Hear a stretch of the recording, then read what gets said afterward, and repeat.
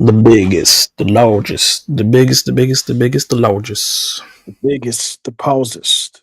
Pause, nigga. What are you pausing for? I'm a grown man. I don't need a pause for nothing. Just press play then. Keep moving forward. You know what I mean? Isn't that what Rocky said? Keep moving forward.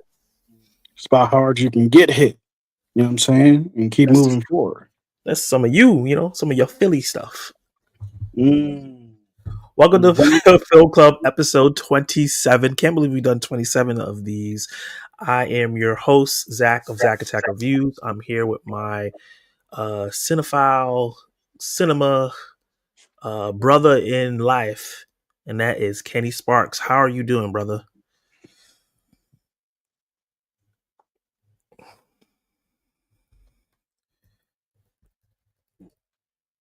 I don't hear nothing.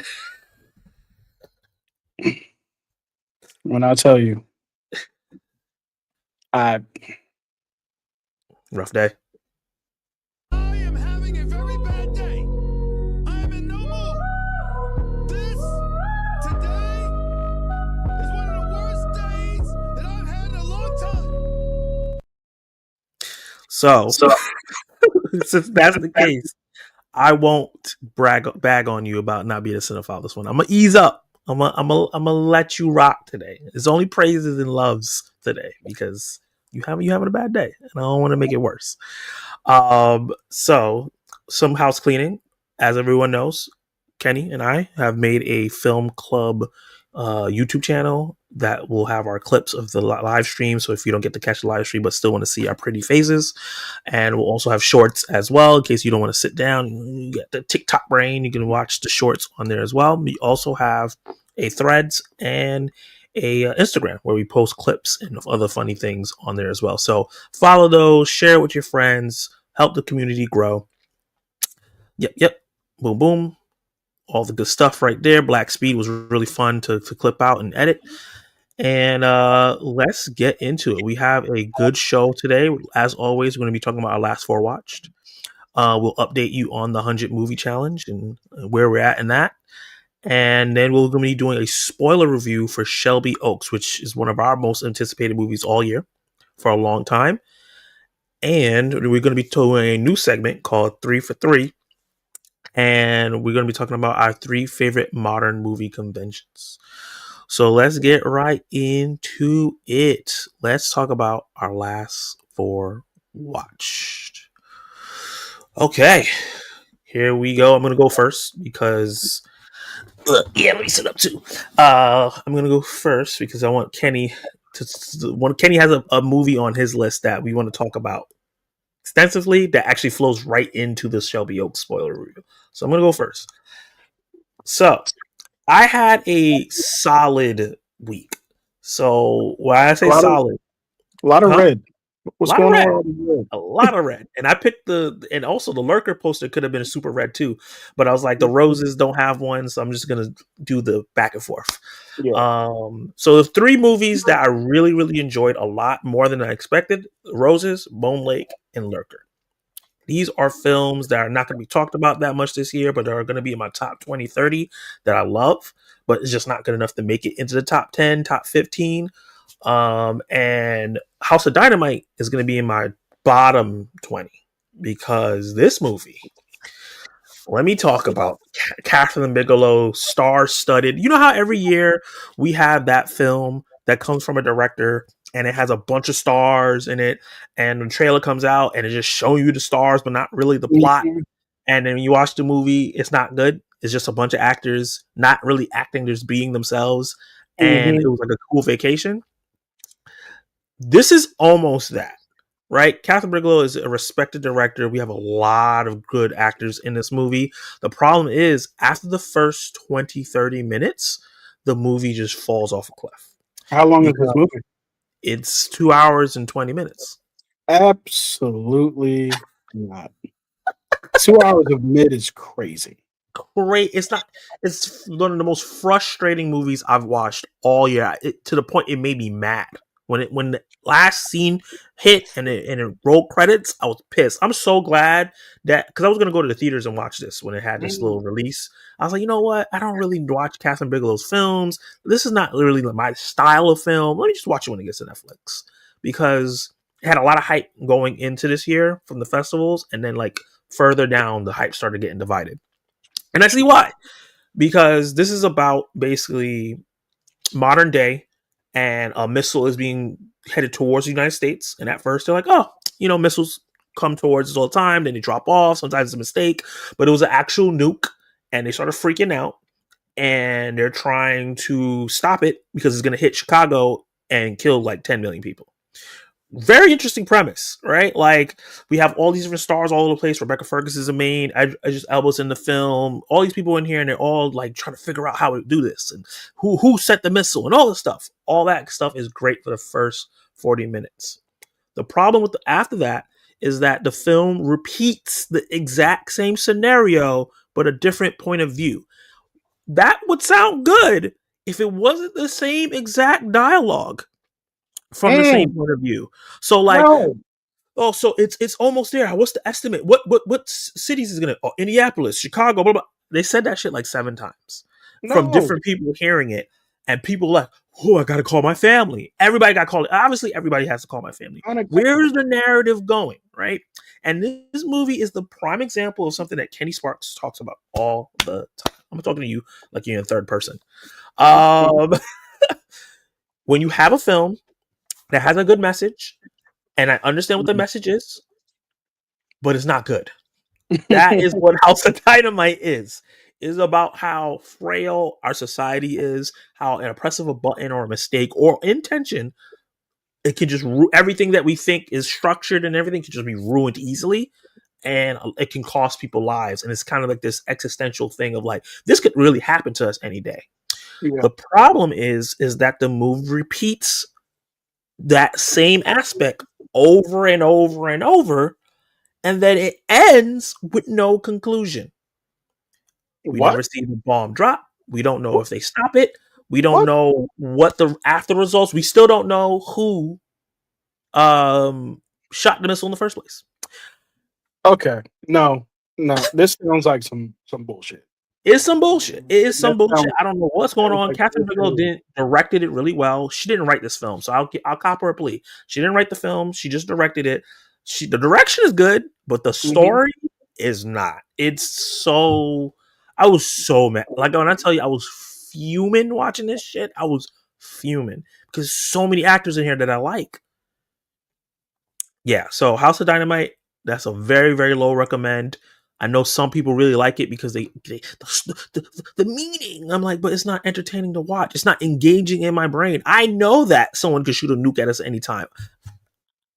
This movie's not going to add anything to that.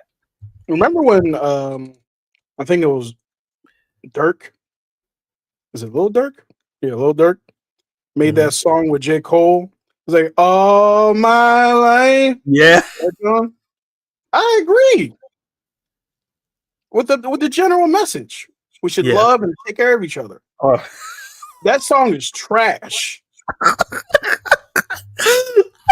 hate that song too. I was like, "What is this? You should not be singing, sir. You sound terrible." My life. Listen, you didn't. The last song you shot 45 people.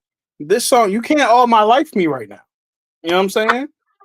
You shot 45 people. You are the mayor of Chicago Drill. There's no way. Right.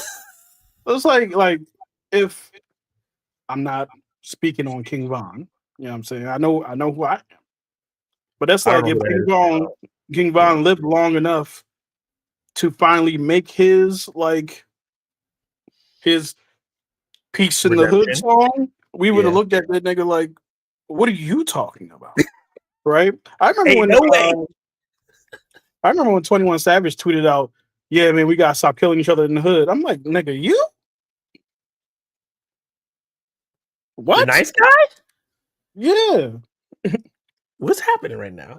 Like, what you doing? What are you talking about? You made soundtracks for some killings. Right. People were bumping you on drive-bys. What are you talking about? I'm on my way to my corporate job in Center City, Philadelphia. I drive with an attitude of thuggery because I'm usually listening to 21 Savage on the way. Attitude of Okay? thuggery is basic thugonomics. John Cena told us this. Dun, dun, dun, dun. Did you know my wife had no idea that John Cena was a rapper? What? Yeah, I was like, He's a platinum selling rapper. How does she not know? I told her that. She was like, no, he's not. I was like, yes, he is. His theme And then music is him. I showed her clips from like his original, you know what I mean, his first gimmick or not first, like his second gimmick where he was, where he was doing those freestyles, and then she got on like this cultural appropriation rant. I was like, listen, it's John Cena. It's Jonathan Phoenix Alexander Cena. Okay, Just let him rock. he's just accepted. All right, Let him rock. I don't make the rules, but he's a platinum selling rapper. He's a But platinum selling rapper. so I want to talk to you about something, Zach. What's up? I brought Five Guys home from work, and I have taken a few bites, and my mood has improved drastically. I noticed. You know, I noticed. The- You're like the that bullshit female is- friend I have that needs to eat to cheer up. That didn't sound right. I'm not trying to diss you. uh, My bad. first of all, ouch. Okay, Well, you told me you're feeling better, so now I can rib you. No, I mean, I'm not feeling that much better. My daily blog, YouTube channel Yeah. is pissing me the fuck off. Oh, that's what it was? So, real quick, because I know y'all didn't come here for this. Basically, most of y'all are creators anyway. Basically, I can't verify my account because I need to use a phone number to do that. But YouTube only allows you to use your phone number twice. So then I tried to get a Google number to do it, and then they're like, "You've attempted too many times," and now I don't have certain capabilities. One of them I found out tonight, right before the stream, which I was like, "Oh, okay." So I can't upload a custom thumbnail. Okay. It's whatever they choose from my video, which is all. That's why the first video was crazy, right? But then I figured out a way around that because in CapCut you can set like an image at the beginning of the video, even though it doesn't actually play during the video, and you can actually use that. So I upload this 19-minute video that I recorded this morning on my drive to work. If you're not verified, you can't upload a video over 15 minutes. And I was like, what? So like at every turn, it's like it's something else. So then you know what I do? I'm like, you know what? I got 2 other YouTube accounts that are verified. I'll just change the name of one of those to this, and just start the uploads over there, so I ain't gotta deal with this bullshit anymore. So then I go to change the name of, it could be whatever, to like a placeholder name, so I can just use it over there. And then I realized, I can't use my handle. So you know what? I'll change this back, the name back here, until I figure that out. I can't change the name for 14 days. Just insert that dog meme over me where he's like, his face is like that. Because damn, like, double homicide. I just, you know what I mean?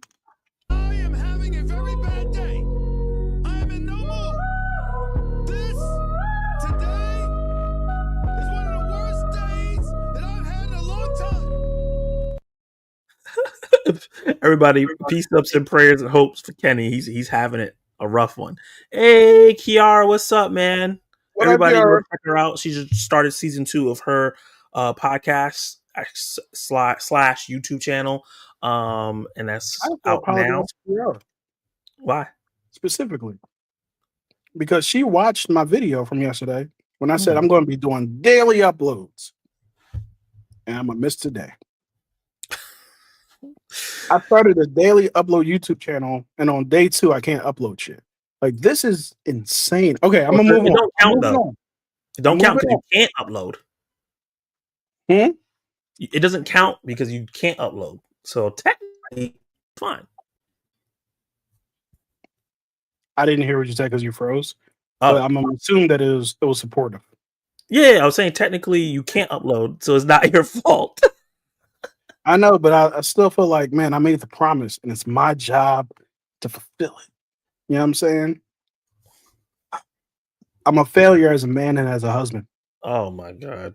Shut your as ass a up. friend, Uh, and as as a a friend, son. maybe, but other stuff, no. Wait, did I do something to you? I apologize. I'm just messing with you.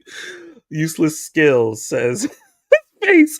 Sorry, you had a bad day, bro. Hope you get some extra candy this Halloween to make up for it. And happy Halloween, fam. I'm gonna unsub today in solidarity with my guy Kenny. Whoa, whoa, whoa! Useless. That's not solidarity. My man, useless. Ride or die.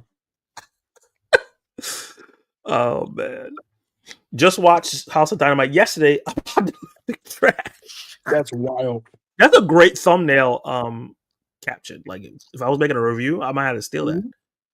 Or Mhm. put a House of Trash or Dynamite of Trash. Mm. PJ, what's up, Ken? Miss you, bro. Yo, PJ. Yo, BJ. What up, folks?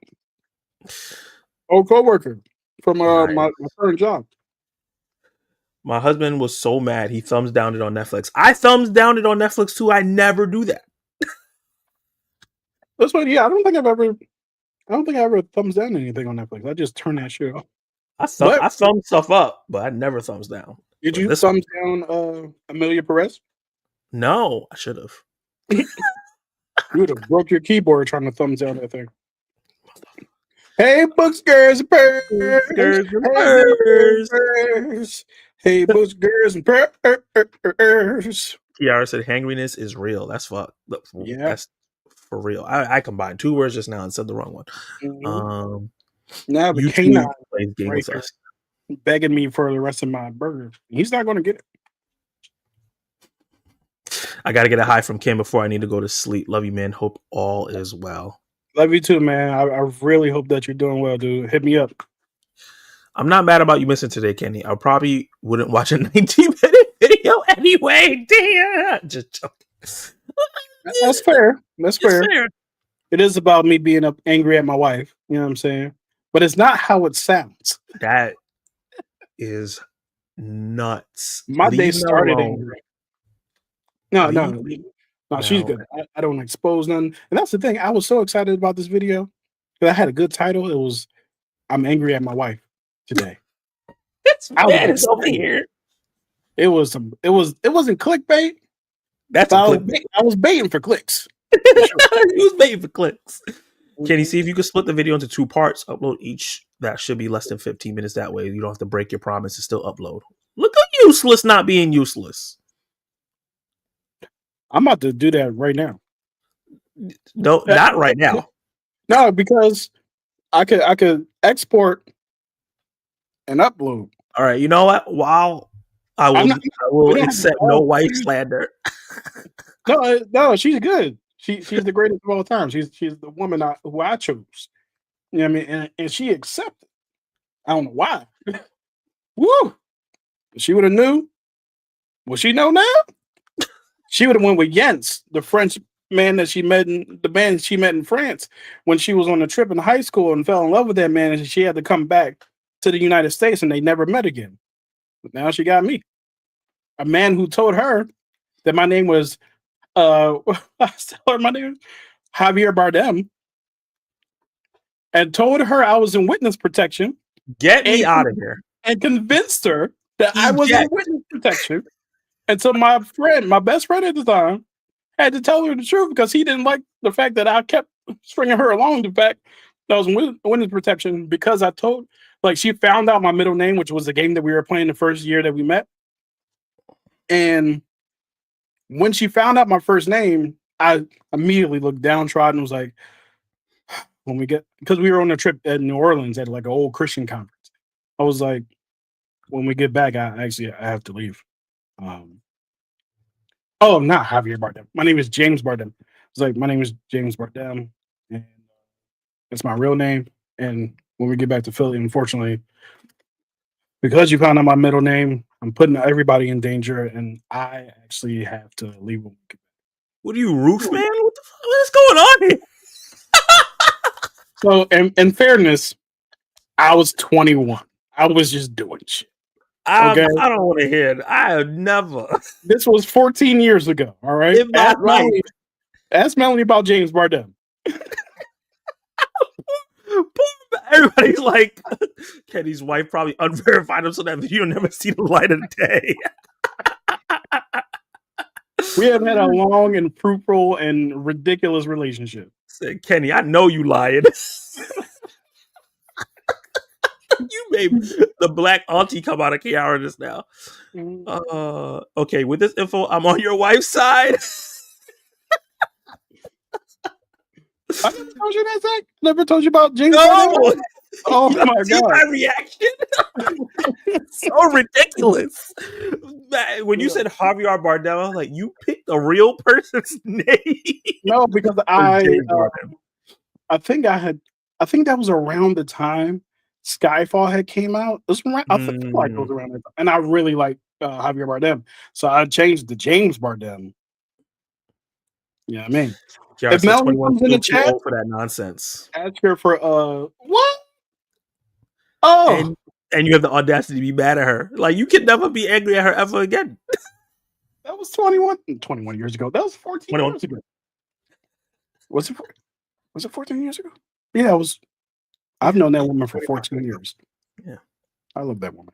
Anyway, back to movies because we keep getting off track because of you. She loved you. She Roses. This was a surprise for me. I went into it with low expectations because everybody I trust told me it was not good or it was like a mediocre or below. So I went in like, okay, I'm gonna watch it. I want something a little lighter because I watch a lot of heavy stuff. Like House of Dynamite's heavy, Bone Lake, not heavy, but it's horror. Obviously we're going to talk about Shelby Oaks. We're going to talk about something else that was heavy. Lurker is kind of heavy. I ended up loving The Roses. I had a lot of fun with it. I love Olivia Colman and Benedict Cumberbatch's relationship and their chemistry with each other, their interaction with their kids, and just seeing how like this relationship was started off really solid and then how it just just went down the worst rabbit hole you could possibly think of until the ending, which I thought was a hilarious way to end this movie because I was like, no way they did that. My only thing, I think this could have been one of the best movies of the year if the side characters weren't so mediocre.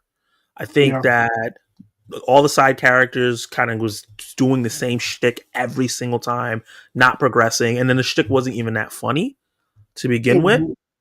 So when they were on screen, the film dropped in quality a little bit. When it was just Coleman and Benedict Cumberbatch, and then when the kids, it was like this is like almost Easy A level. Like when and I really, really enjoyed it. So they didn't bring the film down too much for me because I still think it was great.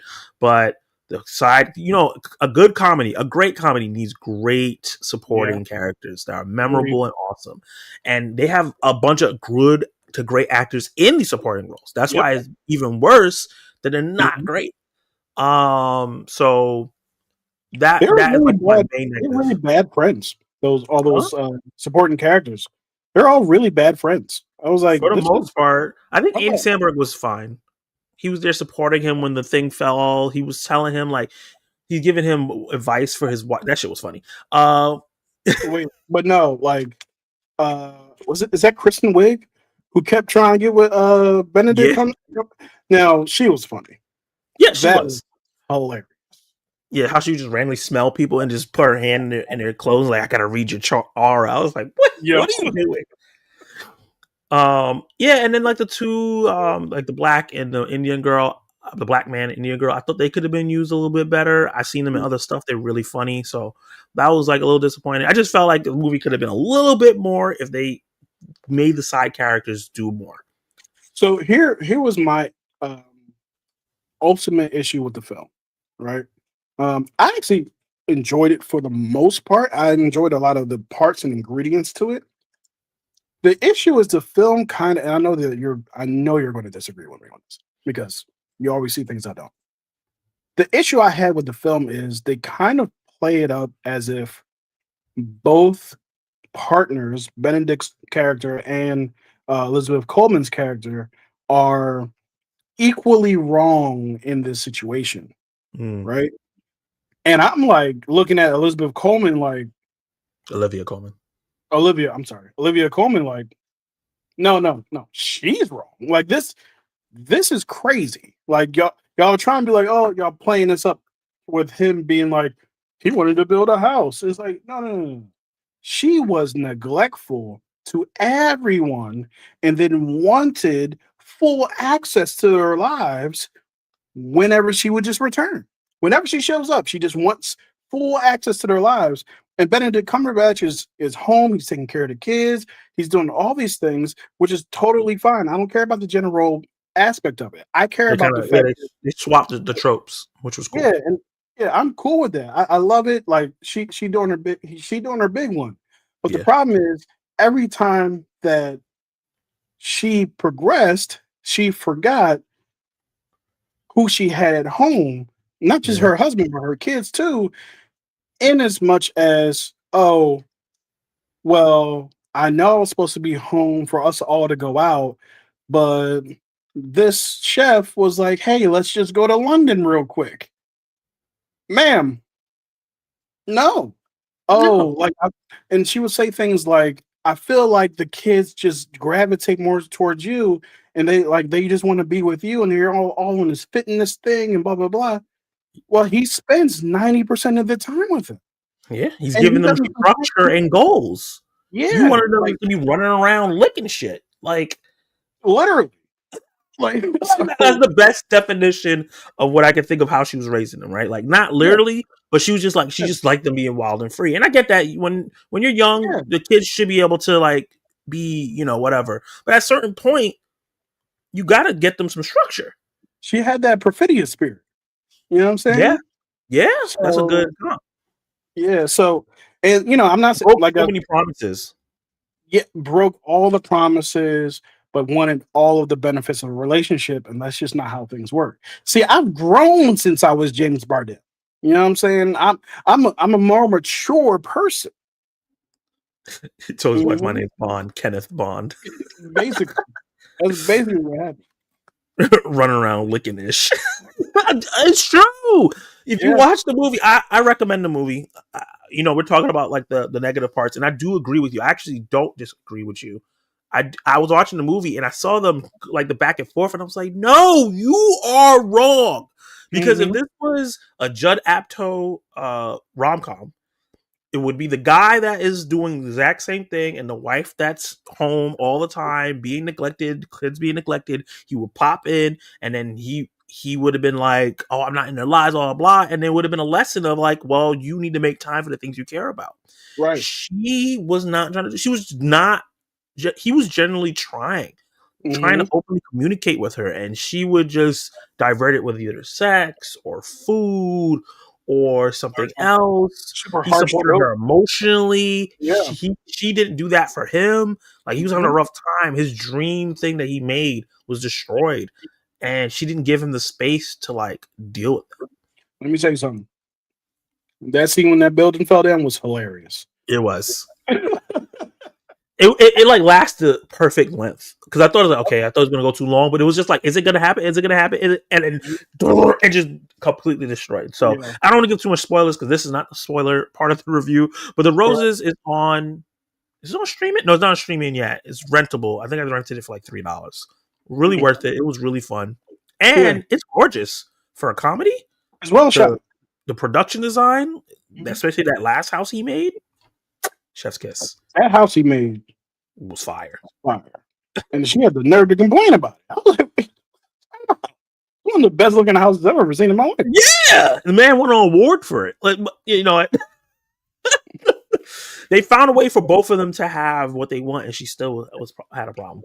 But Bone Lake, another movie that I heard good things about. I've heard some bad things about. I went in with low expectations, and I really had a good time with Bone Lake. My only issues I have with it was that like the very beginning, I felt like was unneeded. Of the couple getting killed, I wish we would have just jumped into like them going to the Airbnb, them running into these people, and then the mystery of like, who are they? I feel like because they showed that, I immediately knew, okay, this is where this is going. Even though I still enjoyed the ride because the characters were really well written for a comedic horror film. The relationship was so strong in how they wrote it that it didn't have to be a horror film. I could just watch the film about a couple that's struggling and another couple trying to break them up for fun because there's couples out there like that. But the horror aspects took it to another level and made it really fun, especially the third act where it got really gory. Holy crap! Yeah, blood on the dance. Yeah. Especially when the glass went in her face, I was like, "Oh my god!" The only other issue I have with it, and this is I'm kind of mixed on it, and this is one of your issues with the film too, is the reveal of what's going on with the bad couple. I think that the way it was done slowed the momentum of the film down a lot. It was a big exposition dump, and then I just feel like they should have teased it throughout the film.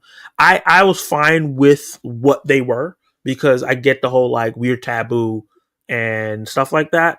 But if they would have had it set up in a way where they were judging them, then it would have made more sense. Yeah, it would have made more sense.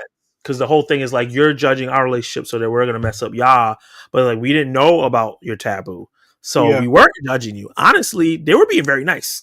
Because by the time we get to that reveal, that plot twist, it's kind of like, I don't give a fuck about that. Leave me alone. I'm trying to leave. I don't care about nothing you talking about right now. Nothing. You could be in love with a parrot on the east side of France. That ain't got nothing to do with me.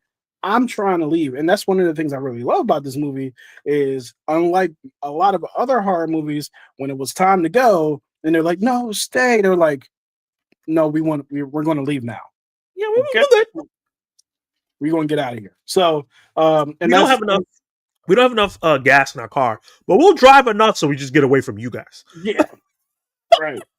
Oh, that was going to be my review of the movie. I've learned lessons from 2 horror films in these past 5 years: Barbarian and Bone Lake. Yeah. If someone double books an Airbnb with you, just gracefully bow out. You know what? Yeah. I'm gonna figure it out. Y'all enjoy it. I'll see you later. Yeah. We don't got rock, paper, scissors. We don't got you good? You got it. You got it. You got it. If you don't want to leave, you got it. This reminded me of Barbarian. This reminded me of what else did I say in my Letterboxd review? I said Barbarian. I said oh my god. Oh, Speak No Evil. Because the good husband was taking a lot of shit for a long time. So it reminded me of Speak No Evil. That's right. Yeah. Because something that happens in the movie. They say, hey, yo, gird your loins and get it together. This has one of my favorite crash out scenes. Yes. Of the year. And it was he didn't crash out enough. Yeah. He could have turned that crash out up a little bit higher. Just to the max, actually. He could have went full max. He could have went full max. Because what they did to him was wild. So yeah, I highly recommend Bone Lake. Also another movie I think I rented. Yeah, I rented on Prime Video. I had a really good time with that. And my last one is Lurker. This one is on Mubi. I got a free trial for Mubi to check it out. And this was great.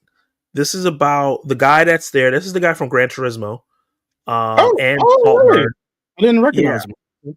And he is a R&B, upcoming R&B, or I guess I'd say he's R&B, kind of R&B pop sensation that's not made it yet, but he's on his way. And he walks into a store randomly to buy clothes, and one of the workers didn't know who he was. But he saw that he had good music taste, so he invited him to his show, and he brings him into his entourage, and he kind of wants him there to like keep him humble and tell him like, hey man, you need to push this or blah blah blah blah, and give him the artistic merit that he wants to feel in his music because he has a bunch of yes people around him. So he wanted him to be the one no. And then it progresses in a way where the guy who he brought into the crew to be like the no man becomes this obsessed guy. And it just goes further and further and further to a point of almost no return. And it was done in such a realistic way that was really, really fun.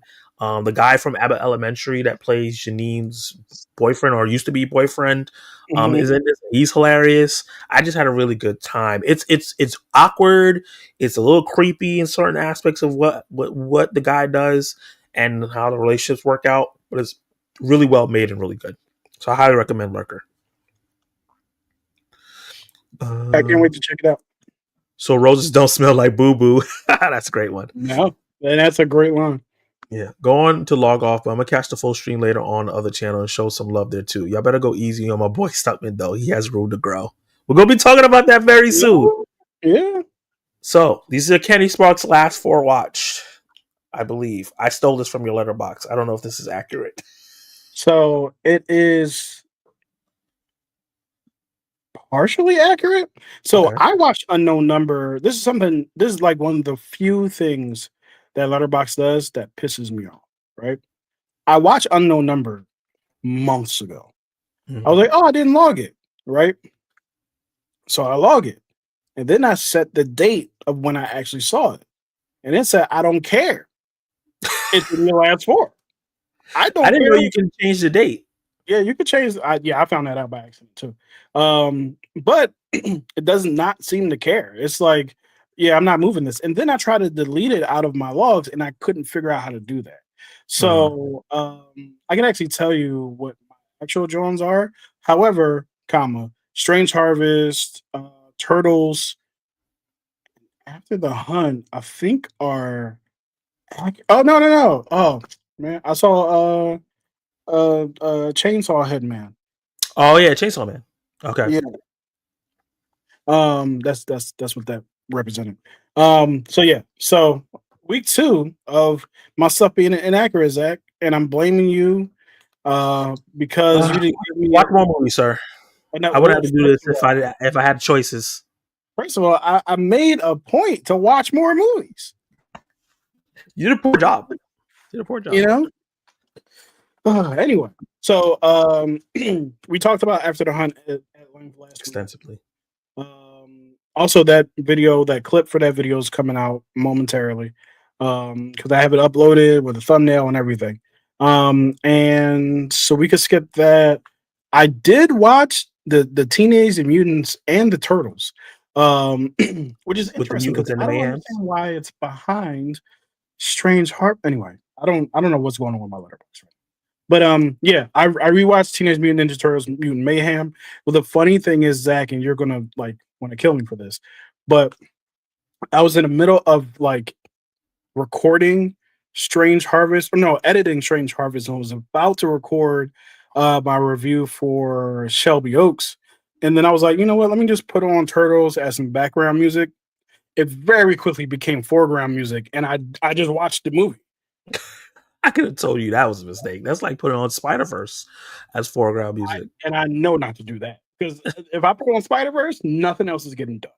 Right. Yeah. So yeah, man, I still love this movie. This movie's amazing. It's the first time that the Turtles, the Teenage Mutant Ninja Turtles, feel like teenagers. And I just love that about this film. I was like, yo, man, these kids, I really want them to do well. There is a weird like not tone, but through line joke. I forget what they call it. A recurring joke about milking in this movie. Yeah. I'm like, who was the adult in the room then? Seth Rogen.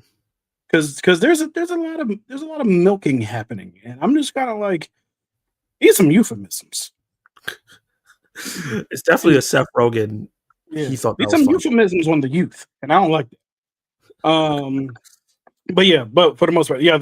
Also, Ice Cube is great in this film as Superfly. His voice acting is incredible, and I totally forgot that he was Superfly until he stepped on the scene. He rapped at one point, not rap, but he like references one of his own songs at one point. I was like, okay. But yeah, it all really worked out. I really love. Oh yeah, Iola Debris. I keep forgetting how to pronounce her name. Is April O'Neil in this, and she's also awesome. But yeah, this whole movie is great. And then I saw The Strangers and the Harvest, The Strange Harvest. Yeah. How do you want to tackle this situation? So we both saw this movie around the Yeah. same time. Mhm. This is how you know he doesn't watch that many movies, because I watched this and it's not in my last 4. First of all, I'm black. So, can you take down the last for watch with me real quick? Gotcha. I just want to, because we're going to clip this, John, for sure. Gotcha. But yeah, let's talk about, where's the banner at? Let's talk about Strange Harvest. Yeah, so There we go. Strange Harvest was a really interesting experience because I watched this film, and when the movie starts, it's essentially in the vein of a crime doc. And it was a screener that I received, and I honestly believed for the first 10 minutes of the movie that it was an actual crime doc. I thought, oh, they sent me a screener for a crime doc. All right, I'll just check it out. And then I saw somebody's head like open, and then like some symbols, some satanic symbols on the ceiling. I was like, wait, is this a crime doc? It is a movie, but it's a horror film in the structure of an actual crime doc. But they add in, they do enough to give you that crime doc feel, and it never strays away from it. Yeah. But then they add some of the supernatural parts of it, and also make the antagonist incredibly creepy. Yeah. And the genius thing that they do in this movie is that they never show the antagonist or anybody, as a matter of fact, from the perspective of what you would see in a regular film. Everything is shaped in the form of a crime doc. So you never get to see some weird kind of footage that's not either handheld or security footage or body cam or some kid's laptop camera. Like that's how you're viewing this film. It's literally like actually watching Unknown Number, basically. Yeah. But with creepy shit. Zach, how did you experience Strange Harvest? Yeah, I heard about Strange Harvest from some other YouTubers that we know, Luke Ponto and them, and they were like, it's great, and I was like, okay, let me go check it out. I have a screener, and then my screener didn't work, so I paid for it. That's a good Samaritan of cinephiles. For movies. I've noticed that about you. I'd be paying, especially if it's $3.99. I got you. If it's $3.99, I got you. When you go to 10, 14, 15, 16, I'm gonna wait. I'm not ashamed to say I'm still a straw hat. Yeah. I'm either a straw hat or I'll wait. Yeah, I feel you. So like I went into this, it started, you know, what the weird thing is like I went from like, I watch Unknown, I don't really watch documentaries. That's like a thing. That's like a missing gap in my thing. But I watched Unknown Number, enjoyed that. Right before watching Strange Harvest, I watched Perfect Neighbor, the documentary. And then I went to Strange Harvest, and I'm like, this is crazy. I'm in the world, and now watching this mockery horror film, which is kind of like in the form of documentary, but kind of mocking how this is up, and it's creepy because he's killing people. Well, the way he kills people is scary. Zach, you're sounding like Mr. Roboto a little bit. I'm getting roboticized. Yeah, you dumb over gato, Mr. Roboto. Thank you. My back, that's fine.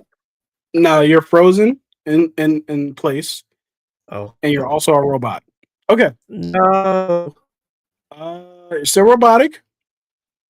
You know, you got a beep boop beep, like you got the beep boop beep going on, and it's a little jarring because I'm not a fan of this whole AI robotic revolution. So if you do turn into a robot, you're going in a trash compactor. I just want to let you know. Wow. Come to New York and put your cyborg behind. That's crazy. No love. Because Terminator. No, nothing. Terminator, you got to go in the lava. You know what I'm saying? Like, we can't have this. I turn into a robot and it's just immediate death? That's man, crazy. We don't mess with clankers around here. Whoa! You trying to get us demonetized off of YouTube? Well, I'm not monetized, but you know what I mean. You trying to get us banned with those words. If you were my friend, you don't turn into a robot.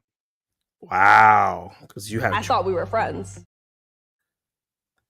Like I have a choice. Yeah. But it looks like I'm back. Yeah, Strange Harvest is really, really, really great. I liked it a lot. It's a mixture of things that feel familiar that makes it very unique. We've Mhm. all seen serial killer slasher films. We've all seen documentaries. We've all seen mockumentaries of Yeah. something.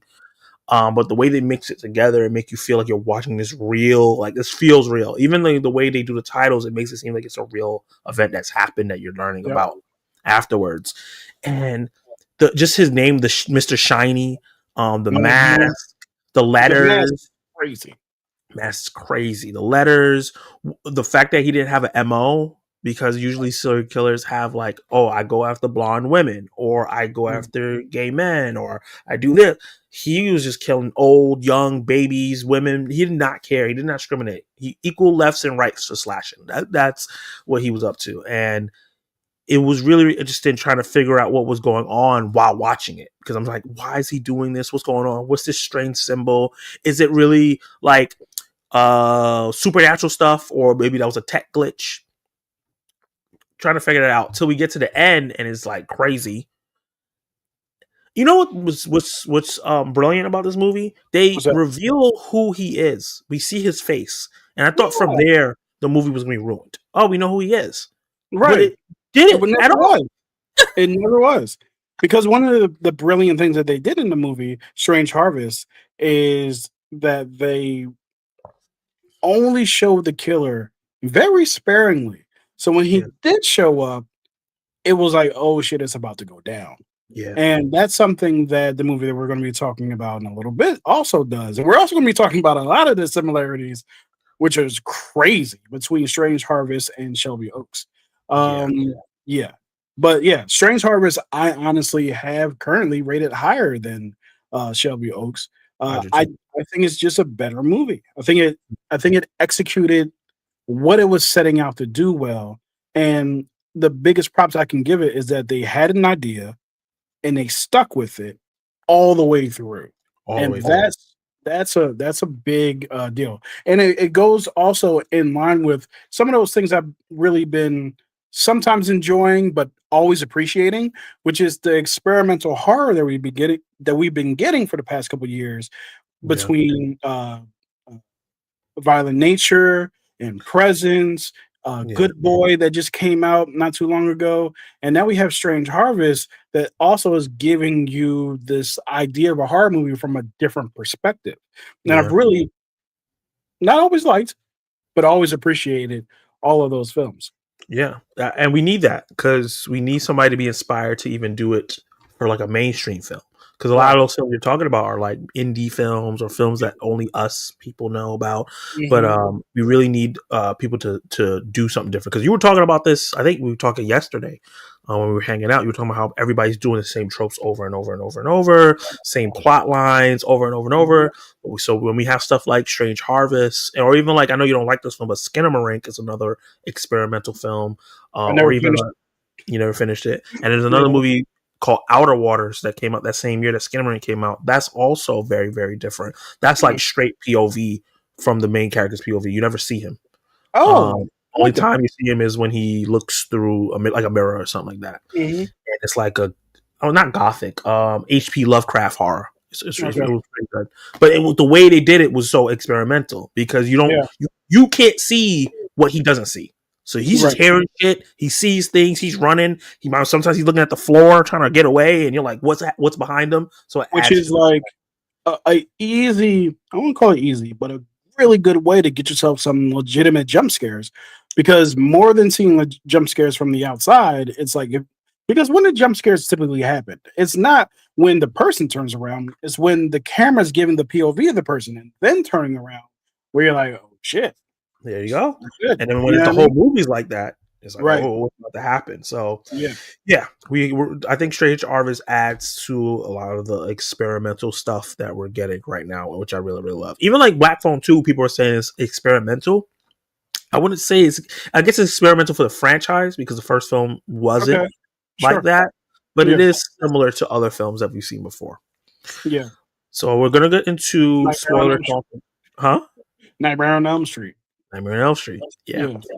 Recent watch. Because I put a poll in that said, "What's your favorite recent watch?" I put Black Phone 2, After Hunt, Shelby Oaks, and something else, and she voted something else, and she said Good Fortune. I want to see that. I was really excited for Good Fortune when I saw the trailer. Can I ask you a question that has nothing to do with anything? What's up? Have you ever had like a water bottle Mm-hmm. and you cleaned it out? Mm-hmm. Oh yeah, I know And you exactly. filled it up and you taste the soap? Yeah. Yep. I knew that's exactly what you're saying. It's not great. Not good. Not I got some good Blue Dawn soap right up in the gums right now. The Blue Dawn. He's like, Yeah. I know exactly how that tastes. My mouth is clean right now. Right.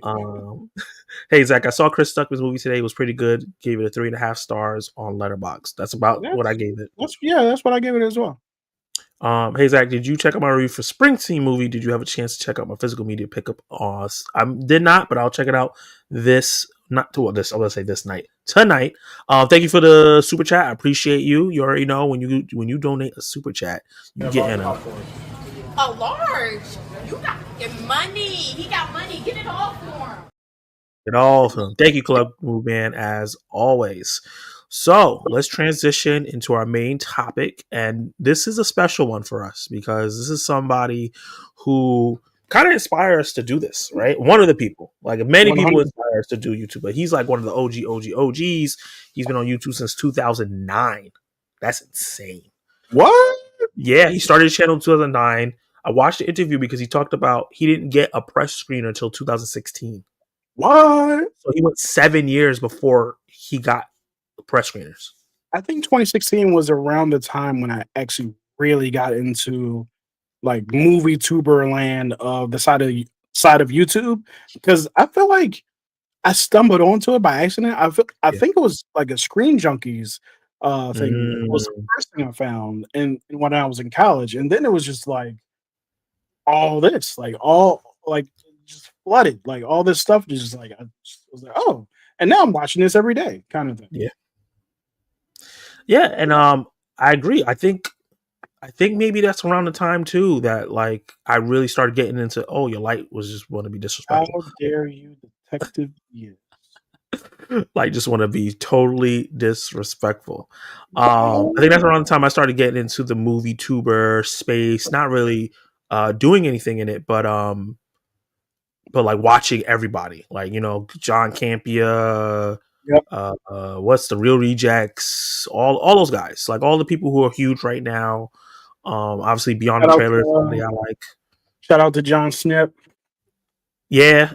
I used to watch what's the black guy name who's now weird? Oh yeah. Magnus, my guy. Magnus, that mother effer.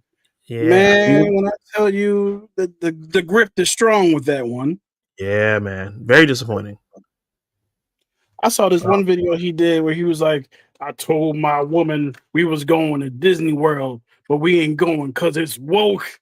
I was like, nigga, you don't get your ass out of this woman's face trying to play around with her emotions because you want to be a bitch. Sorry, my apologies. Goddamn. But yeah, going into Shelby Oaks, I was really excited because Chris Stuckmann is one of my favorite reviewers. Every time I watch the review, I learn something, depending on what movie he's talking about. And I was excited to see somebody doing YouTube go to the movie space, started from the ground up, basically, in terms of like going from YouTube to the movie space because he raised money to make the movie and he was just going to put it out independently. And then because it's so funny, he was able to get Mike Flanagan on because he reviewed one of Mike Flanagan's movies. He saw the review and then reached out. That's really cool. Yeah. And then you never know who's watching, right? And what's that mean? Yeah. What are you trying to say? Every time. Mm-hmm. You be wilding out on here. So if anybody pisses anybody out, it's you. I'm tame compared to most people in my critique. That's fair. So right. So Shelby Oaks is out. It's finally out. I went in it with modest expectations. I didn't expect a masterpiece. I didn't even really expect a great film because it's his first film. I just wanted something that was really good and entertaining and showed that he has promise. Right. Yeah. And I went in, I watched it, and I was like, holy crap, he has promise. Yep. Yeah, he has a lot of promise. I definitely want to see him direct another movie again. I do. We'll talk about some of the flaws in the film and some of this other stuff that he needs to improve on. But as Mhm. just a film, removing him from it, if it was somebody else that I didn't know directed this, I still really enjoyed this movie. You know what's interesting about that is I the further I got away from the movie, the Mhm. more things I kind of felt differently about, and I was Gotcha. actually started to wonder, am I grading this on a curve because I don't know Mhm. him, but I've spent a lot of time with Yeah. him and his content and stuff like that. I started to think like, man, am I just excited that Chris Stuckman's put something out in the theater and that someone actually fulfilled a dream of theirs? Because I started kind of feeling like, Okay. you know what I mean? Like it was something like, but however, comma, I did have a good time with the movie overall. Yeah. I just feel like I had it like at like a 4, and then it came down to a 3. Oh, okay. You know what I Gotcha. mean? Because I was just kind of, and you know, truth be told, I watched our guy TJ Billups his review of it, and I kind of was like, you know, he's making some really good points about uh about this film. And TJ is, you know, he's younger than us. He's about 10 years younger. He's Why you about had to, 10 years younger than us. why So you had to bring that up? I don't know if TJ has spent as much time as we have Definitely not. with Chris Stuckman, because I can confidently say that I've been watching Chris Stuckman for like 10 years, which Yeah. is Insane. insane. So you know, because of that, you know, TJ has a more Unbiased. unbiased look at this, right? He may appreciate old Stuckman, but I don't think he's worshiping at the feet. Neither are we of the Stuckman, because we don't worship white men on this channel. I'll tell you that right now. That's the number one rule. No worship of women.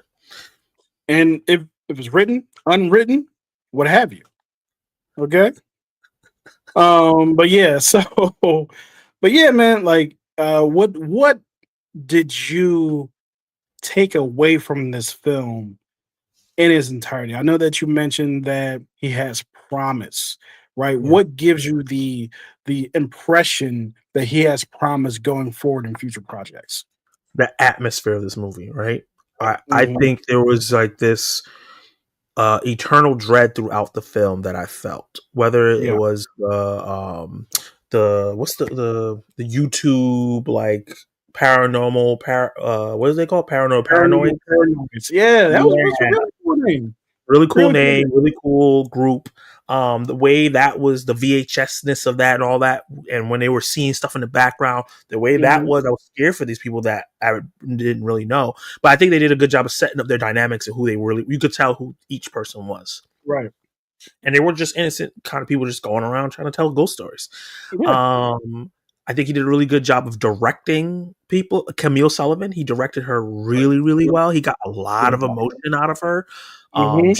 She was fantastic, honestly, throughout the film. She was the best part of this movie. Yeah, she's the best part of this movie. And he got me with some scares. That's another thing, is like, you Yeah. know, if you're a horror director, depending on the horror movie, like I will say like Sinners is a horror movie, but it doesn't scare me in the That's traditional sense. right. So I don't want to say that you have to scare me with a horror movie in terms of like jump scares, but if you're Mhm. with this kind of film, which is Shelby Oaks, which is a more standard horror film, you Right. should be scaring me. And there's a couple of them that caught me, and I thought they were executed really well. It wasn't Yeah. cheap. Yeah. Um, Mhm. and the last thing I'll say is the reason why I feel like it wasn't cheap, because it wasn't a jump scare just I need a jump scare here. Right. It was Right. attached to an emotional moment in the movie. So like you're locked into like her trying to figure out this mystery or watching what's happening to her sister, and then something happens that's attached to that, and you're like, oh, what the hell? Like there's Yep. a jump scare in here, and I haven't seen this happen really. That are in the theater, Yeah. everybody kind of got caught because we were all just like watching her watch this tape, and then it happened. And it was like, oh, okay, Yeah. Yeah. yeah. So I didn't have that same experience in my theater, unfortunately, because when I say I was the only person in my theater, I was the only human being in my theater. I don't know if Beelzebub was in there too, but I was the only human in that theater. But I still had a great time, and I was actually able to be more expressive because I knew I didn't have to like say anything to anybody, right? Yeah, So or worry about that. But like I agree with you. The scares that were in this movie were well earned, and good word for if it. it wasn't a jump scare, I was creeped out. Right? There was a consistent, like you said, there's a consistent atmosphere of dread, of like there's something around this corner. Or like, girl, you better get the hell out of there. Like when she was in that prison, Oh my god. like, and you know how I am, Zach. Yeah, One of my yeah, favorite things about horror movies is getting to yell at the characters on the screen when they do dumb stuff, yeah. right? And you were yelling. It's part of the horror experience. It is. But there's a line, right? Mhm. There's like, oh, let's split up. And then there's like, let's just, spend a good half hour in the prison in the old abandoned prison. I'm like, let's not do that by yourself. Granted, her husband, who was wise, was like, yeah, I'm not going in there. Or I don't believe I'm it. not doing this at all. Right. Yeah. We just not going to go. Right. But so the whole prison set piece was, I kind of felt, because Straight I was healing. kind of feeling like Yeah. she has no survival instincts whatsoever. But at the same time, when she goes into the prison cell to find out more about her sister and she falls out and she falls on the ground, I did kind of feel kind of like, girl, you could have got up 10 minutes ago. At the same time, when you hear that thing in the dark, Growl. and it feels like it's approaching, Yeah. I was thoroughly creeped out. And What's even when really she good was about running that out of the scene, prison, because it didn't jump right away. It took its right, time, and you hear it's walking. It's like, how long is it going to take before it reaches her? That right, I was like, what the hell's going on? Yeah, yeah, yeah. So like that was an incredible, like there was an incredible like sequence. And the funny thing is, it that led directly, if I recall correctly, to the old lady's house. yeah. Right? I think she goes straight from the prison to the old lady's house. She had a crazy night. Um, Because she went from the first of all, she booked it. I've never seen someone run this fast so she, consistently. Not at, she has to be a white lady MVP. She didn't trip. she didn't trip. She Not kept her once in this balance. movie. I don't She think kept she her tripped balance. at one time. Yeah, She booked it. She went straight through that gate. She got in her car. She didn't even look back. right. It's like, She oh, was my like, sister. Like, no, F that. Like, we out get of out of here. here. There's a wolf Yeah. after me. Like, This what we magical doing? wolves, this Right. weird thing I just saw. I don't know what it's about. Let me get out of here. Mhm. I didn't even believe in this stuff 30 minutes ago, and now it's all in my face. Right. Um, Glowing eyes in the corner. Get me out of here. get me out of here. Yeah. So she went to the amusement park that her and her sister first like Right. went to, and it was like a lot of the supernatural stuff was happening around there, and then she got led to the lady's house after Mhm. that by one of the ghost dogs. And what a creepy lady. Holy. My lord. So My lord. talk about it. Talk about how creepy she was. No, because like what sometimes like when things like this happen, I start to wonder if there's horror movies in these universes, right? Mm, Because there are some basic rules. You know what I mean? If you're dealing with the weird and the occult and all that other good stuff, that old lady she was just in that dark by her own door. And I know she at home at her own property, but she was shrouded. She was shrouded in the darkness. And I was like, don't you go near that young lady or that old yeah. lady. Don't you go near her. And then not only did she go near her, she went in the house. And not only did she go in the house, she went in the kitchen. And not only did she go in the kitchen, she stayed in the kitchen when the old lady left. Yo, when that old lady left, I was convinced we was about to see some shit. And we did. But I was like right away, I thought we was gonna see some shit.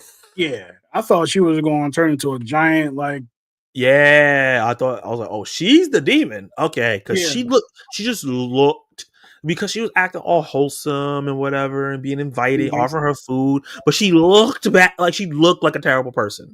yeah. I hate to judge a book Yeah. by its cover, but she looked like she was gonna sacrifice somebody.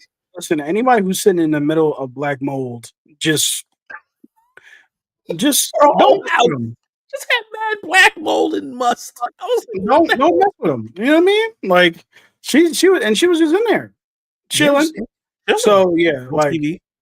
and like I think for me, the strange part is like our main character like never really saw her face until like well into her getting into the house, which I was kind of like, hey, where are your survivor skills?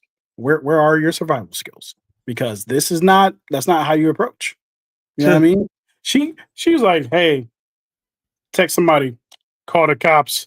It's like No, if you you call the cops. you call the cops, you go home, have them come investigate, you know.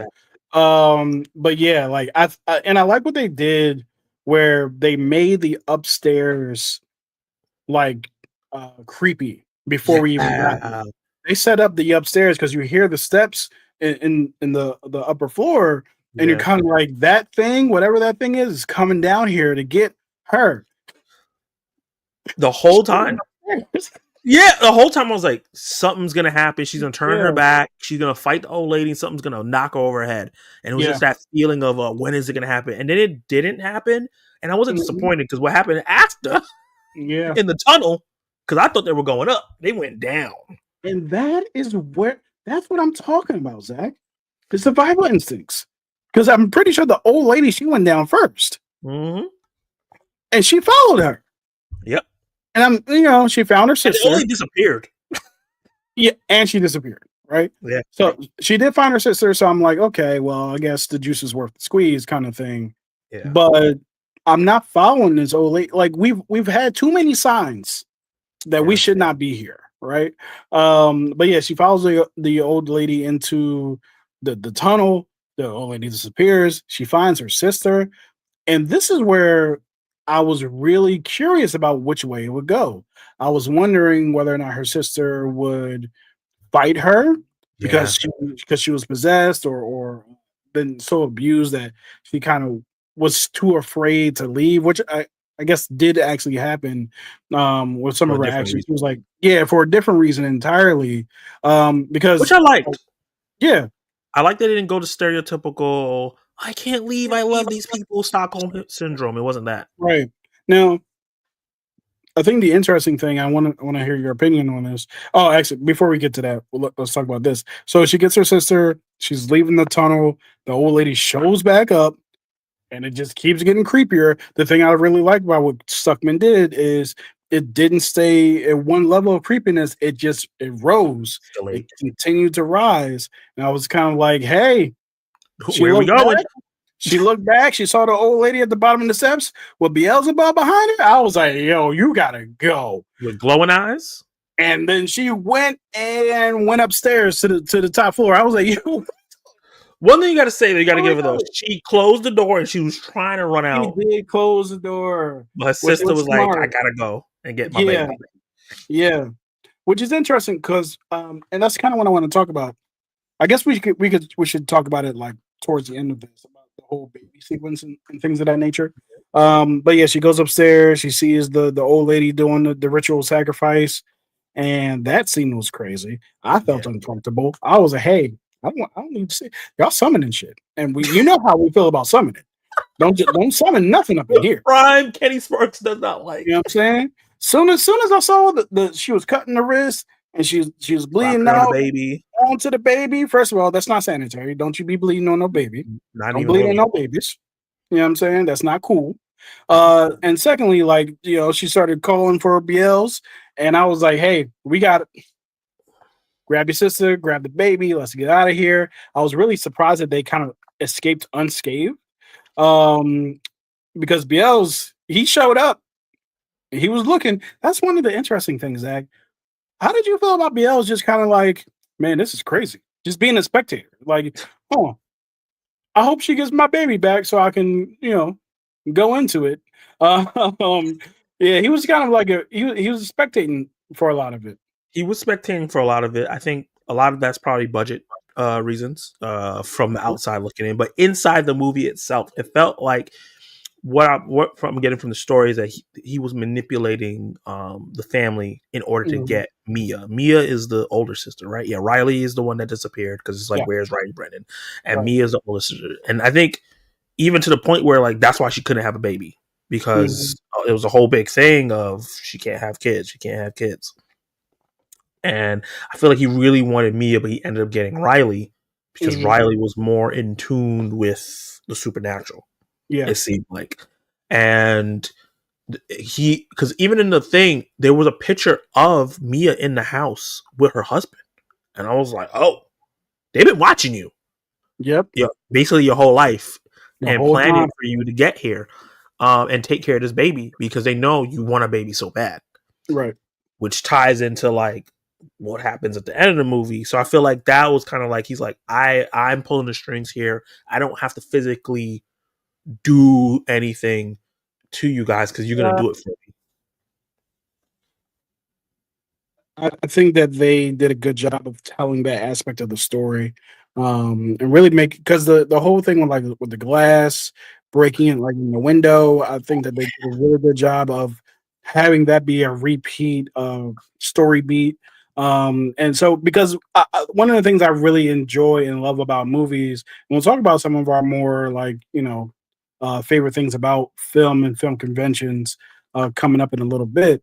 But one of the things I really like, and this is not new, this is old school, is when they set up a particular meaning for a thing and then it becomes important throughout the story so that when it shows up, you're like, oh shit, this is about to happen, or oh snap, this is what this means.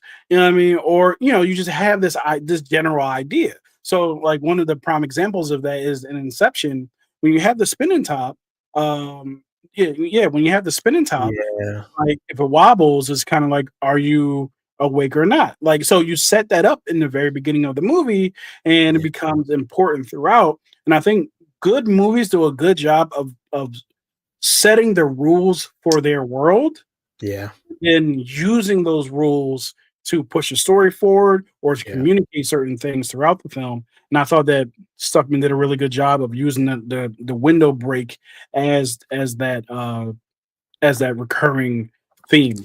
Yeah, and I gotta say that's one of the things I'm saying. Like, he has a good handle on what visually you need to see it in a movie to be Yeah. fully engaged. Because he does a good job of, I don't want to call it distracting. I don't know what the exact word of this is, Mhm. but keeping you engaged because there's always something going on, whether it's on an emotional level, a creepy level, or something impresses visually. Because even Right. like the scene where Riley's friends get killed was just so scary. And then you see the scene multiple times, and every time you see it, it feels different.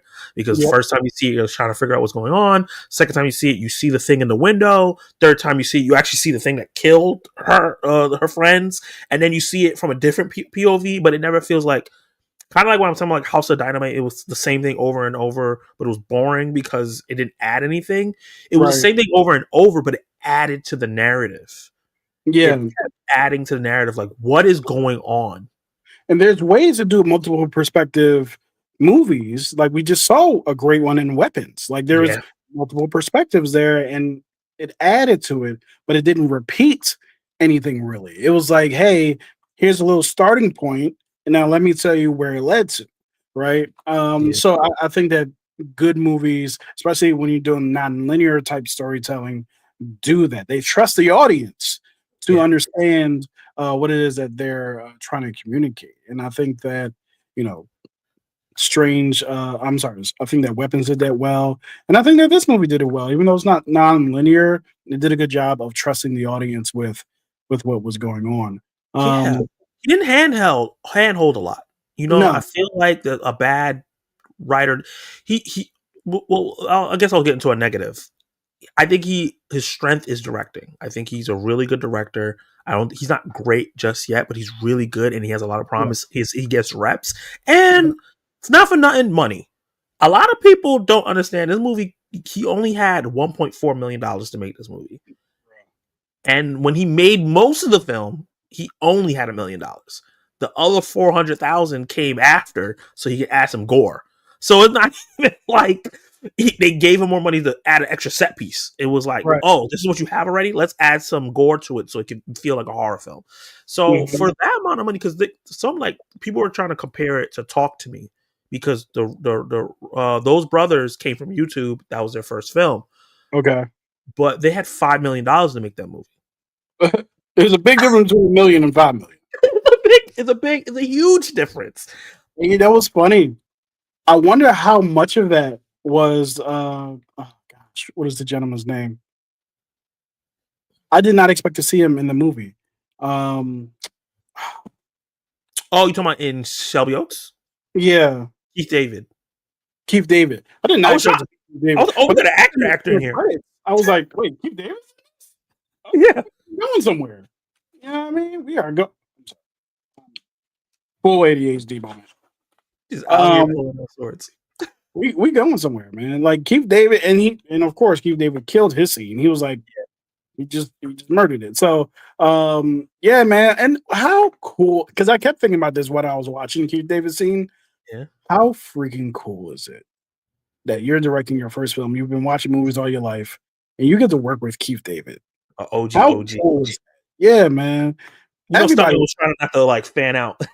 I kept thinking about that too. It's like, because like not only are you like, you're not on set with Keith David as like a prop person or the holding the boomstick, you're directing Keith. That you're telling Keith that I wonder if Keith David was like, Chris, I got that.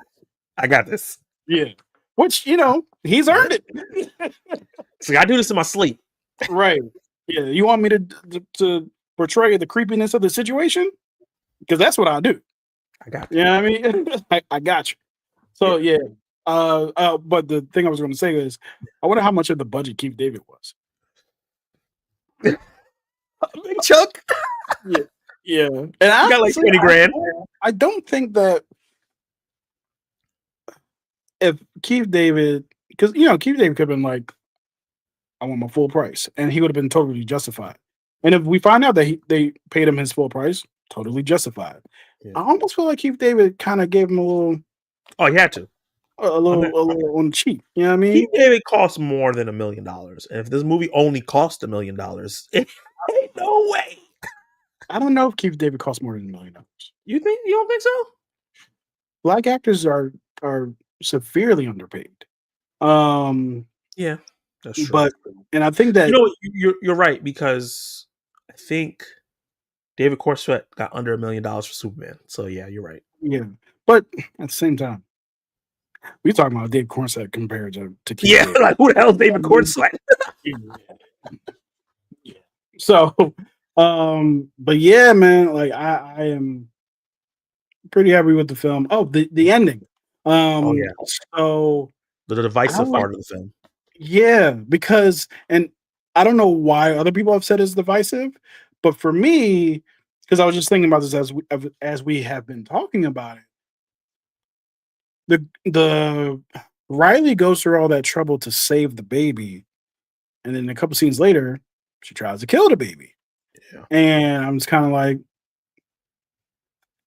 circumstances kind of changed. The baby's got the devil in her now, so it ain't the same baby. Now you got a devil baby. I'm not saying that you should kill your devil child, because I don't know what I would do in that situation. I probably wouldn't kill her. I'd probably be like, hey, man, let's find you the Xavier School for the Gifted.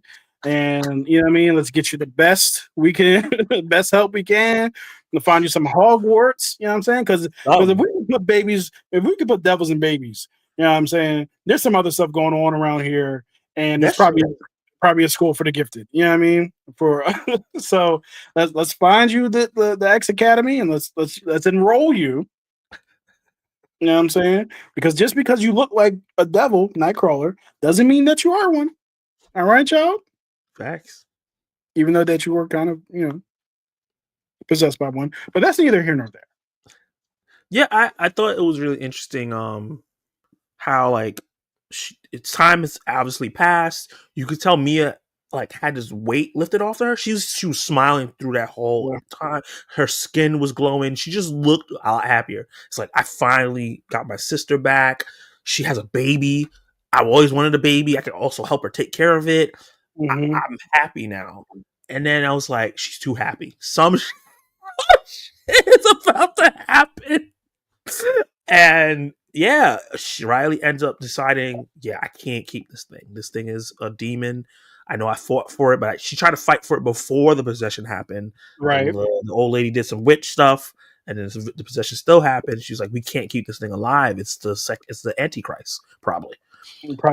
Yeah. And Mia's not fully understanding the situation because she's like, if you kill this baby, you're going to jail, and I just got you back. Yep. So she's fighting her, trying to stop her, and she gets pushed out the window. Which I feel like Jezebel, Bezebel, whatever that demon is, I feel Yeah. like he little, you know, Yeah, I felt like he lended a hand in that he left situation. me hand in that because she Yeah. went through that window hard. Yeah, and easily too. She was just Yeah. kind of like, "Hey, here you go. Here's the window. Here you go." Then she fell and Got ripped. she got eaten by the wolves, which I wonder because I saw a thread, if you will, Mhm. a couple days prior to this, and I did not connect this to the movie at all because I didn't know I would. But there were some women on the threads who are talking about, justly so, like directors having this inclination that torturing women is somehow equals Mhm. horror. And I'm not saying that it, I have an interesting perspective on fridging, but not interesting. I have my own perspective on fridging. Yeah. I can't say it's interesting because who am I to say it's interesting? But yeah, like I do agree that there are some directors who seem hell bent on just hurting women, like, and that's kind of like their thing in their Yeah. films, and it's kind of like that's a little weird. You know what I Yeah. mean? You can Especially calm down, slashers. especially slashers. And I have a bunch of hot takes, if you will. Like, I don't even like the way that women are the main character women are talked about in horror movies, and sort of like the phrase like scream queen. Yeah. Something about it just I remember you told me that. Yeah. hits my soul. You know what I mean? Final Girl's cool. You know what I'm Final Girl. saying? Because it's literally the description of what's happening. Um, but but yeah, Scream Queen kind of feels a little cornish Okay. with the capital P. It kind of gives that vibe. But anyway, um, but I wanted to get your perspective on that in terms of like we fight the entire film to get Riley back, and just for her to be devoured by wolves. And I know I felt like I feel like I just watched a movie where we were trying to achieve a goal, and that goal was ripped to shreds. So I don't want to say like why was I here, but in a sense I was kind of like, well there's that. Yeah. You know what I mean? Because just like the sister Mia, I was happy Riley was back, Me too. especially when you see everything that Riley went through. Yeah. Then she gets eaten Yeah. by wolves. It's kind of like, We didn't even hey, talk about that, but yeah, she went through yeah, a lot mhm, for that to be her ending. But I understood why it happened because when the old lady was saying the spell, it was a protection spell. mhm, And it said like protect her from this and this. So if anything tries to endanger the baby, it feels like something's gonna happen to you. So I understood from that part, but I get the whole like you know torture women aspect of like horror. It's a lot, right? Like Terrifier is big in that.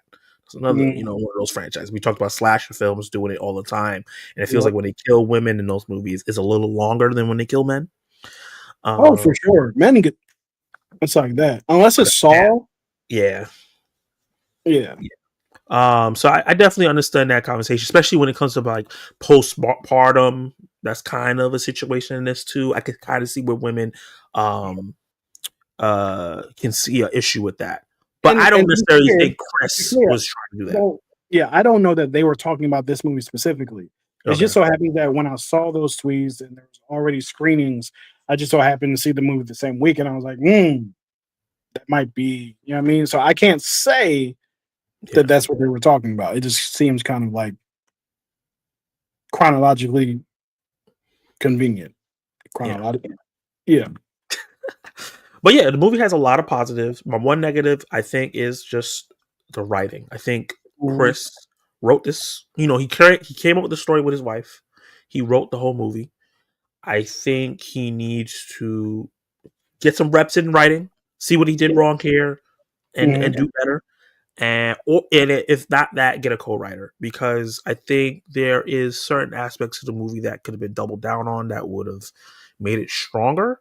Because like immediately I was like, okay, this is a solid. Because I was trying to make sure my bias was gone, and I was like, without my bias, this is just like a 3.5 for me, because it's better than most Blumhouse movies, like the Bear one, Night Swim, Yep. all that shit, right? Yep. And but it's not, and it's better than like the movies that are better than Blum, like Boogeyman and like all those other basic like horror movies that are solid but not like amazing. It's a little better than those, but it's nowhere close to like a Talk to Me or Midsummer. Or, people are comparing it to Hereditary, which I kind of see the comparisons in terms of like themes, but not quality. Right. But so like it has a little bit of that. It's kind of like, it's not elevated horror, because I don't think he like gets into the themes, but it's not slop either, right? It's like that solid in between, which that's why I gave it a 3.5, because I was locked in. The fact that I was locked in for the whole movie because of the atmosphere. Yeah, but it's one of those things where the movie ends and then you start thinking about things, and I think you talked about that. Thinking about things, I was like, I really wish they focused more on Mia's obsession with getting her sister and how that ruined her life. That would explain more of her bad decisions. Like, if really just double down in the movie and maybe holding hand a little bit in that aspect. You move pretty quickly. Yeah, it would have been like, I gotta find my sister no matter what. I don't care what happens to me. If she would have said that one time in the movie, the whole movie would make sense. Yep. 100% agree. Now, let me ask you this. You gave it 3.5 stars right after seeing Strange Harvest, which you gave 4 stars. 4 stars, and they both have very, very similar beginnings. Yeah. And a lot of similar themes throughout. Yeah. Do you think the fact that you saw a movie, especially with the beginning, do the beginning better? I don't even want to say better, but the fact that Strange Harvest carried its theme throughout in a stronger way, do you think that influenced your rating of this movie?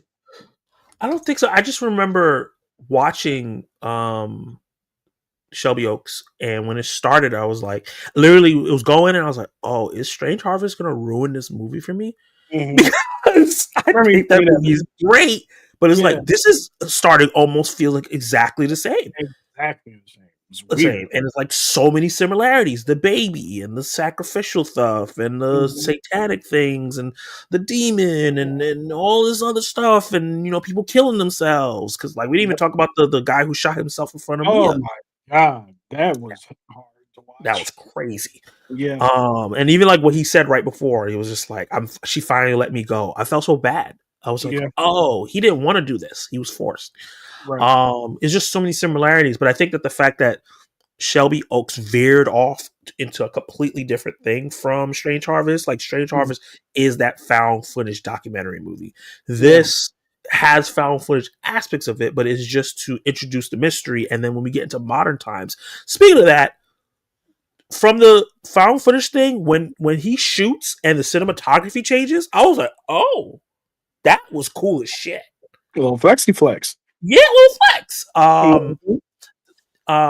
So it turned into a different movie. So the Strange Harvest didn't affect my viewing too much. I just thought like, this is a really good movie, but it doesn't have a juice in there to elevate it higher than a lot of horror movies that I saw this year when I'm comparing it. But I've seen worse.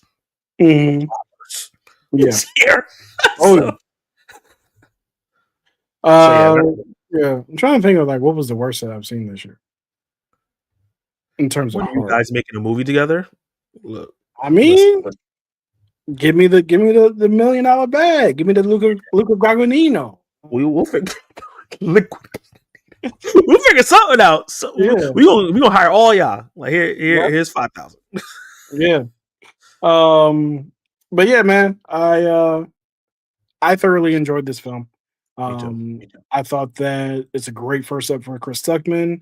I love that he set out to do something to achieve a goal and he completed it. I love and respect the fact that he changed his entire style of his channel to make sure that he could actually get this movie made.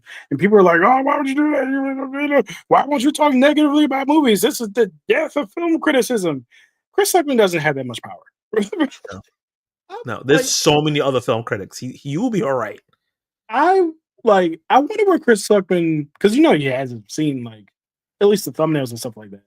And like I did. I ruined film criticism? You sure not critical Me? drinker and all these other guys? And not the grifters, not the grifty grift. Like, and the funny thing is, the idea that you can say that Chris Stuckmann ruined film criticism while being a film critic is just ridiculous to me. Like, you can't say, "Oh, he ruined wrestling." Are you a wrestler? Yeah. Are you in the main event? Yeah. What are you talking about? Yeah, like it doesn't make any sense. And Right. also, is the fact that like he part of the reason was obviously he wanted to keep his connections, but part of the reason was because of people like Critical Drinker and things like that. He said he made the hilarosity segments he used to do where he used to just bag on movies.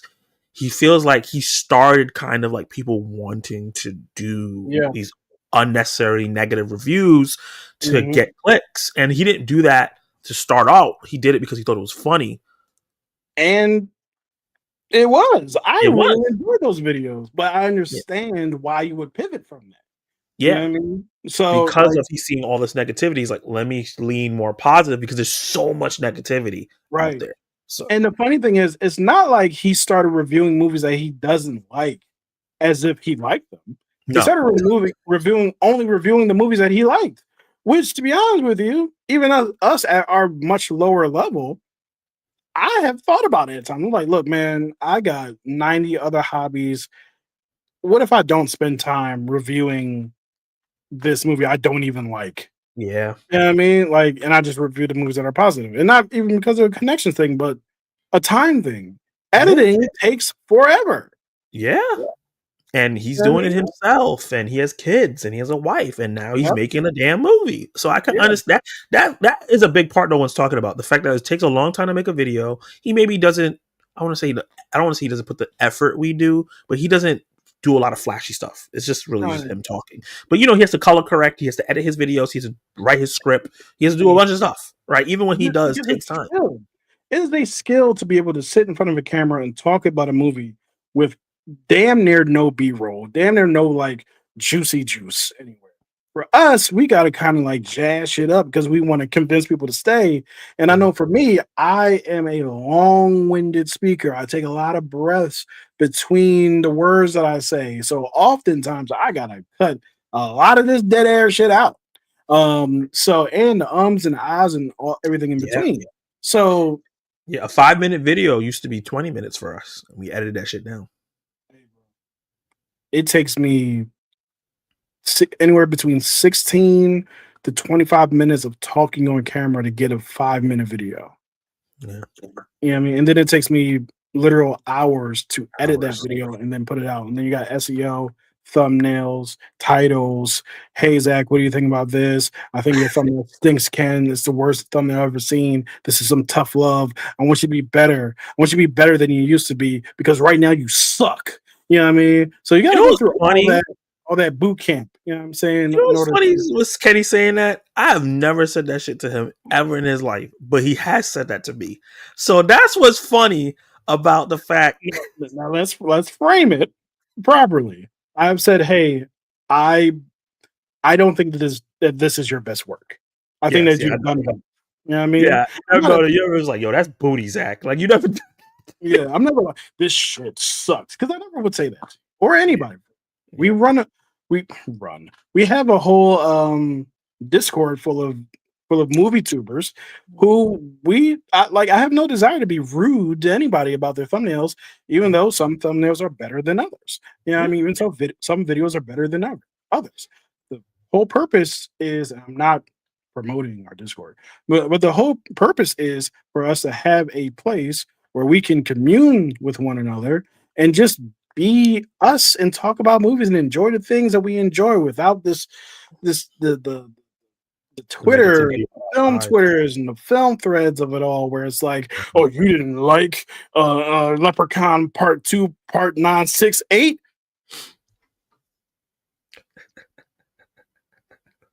What's wrong with you? You know what I mean? I'm tired of it. You know what I mean? I just want to be in a place where I can talk to people about movies that I love, Nice. or movies that I hate. And there's one last thing I want to talk about Shelby Oaks before we move on to our next topic, and that quickly shout out the box office real quick.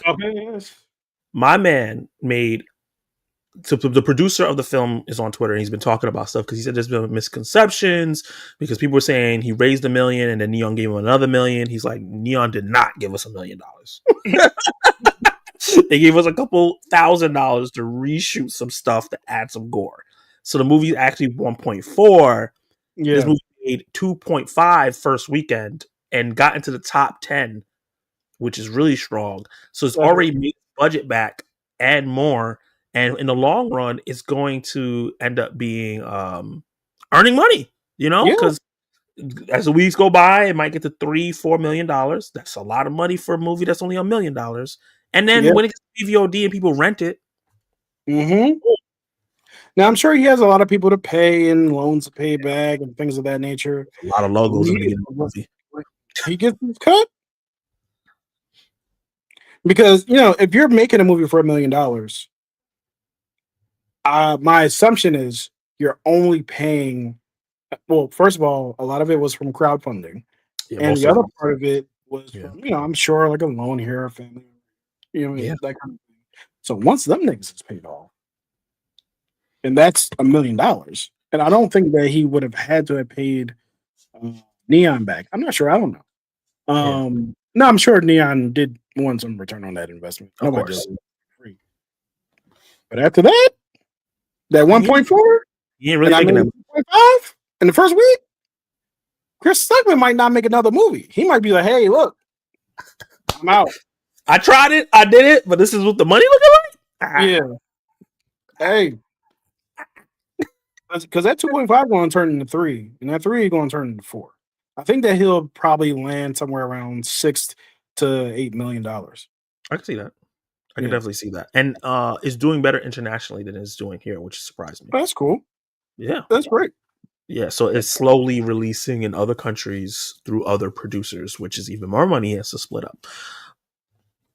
Cal said, you're canceled if you don't think Terrier is cute and cuddly. That's the time we're in. Terrier? Terrifier.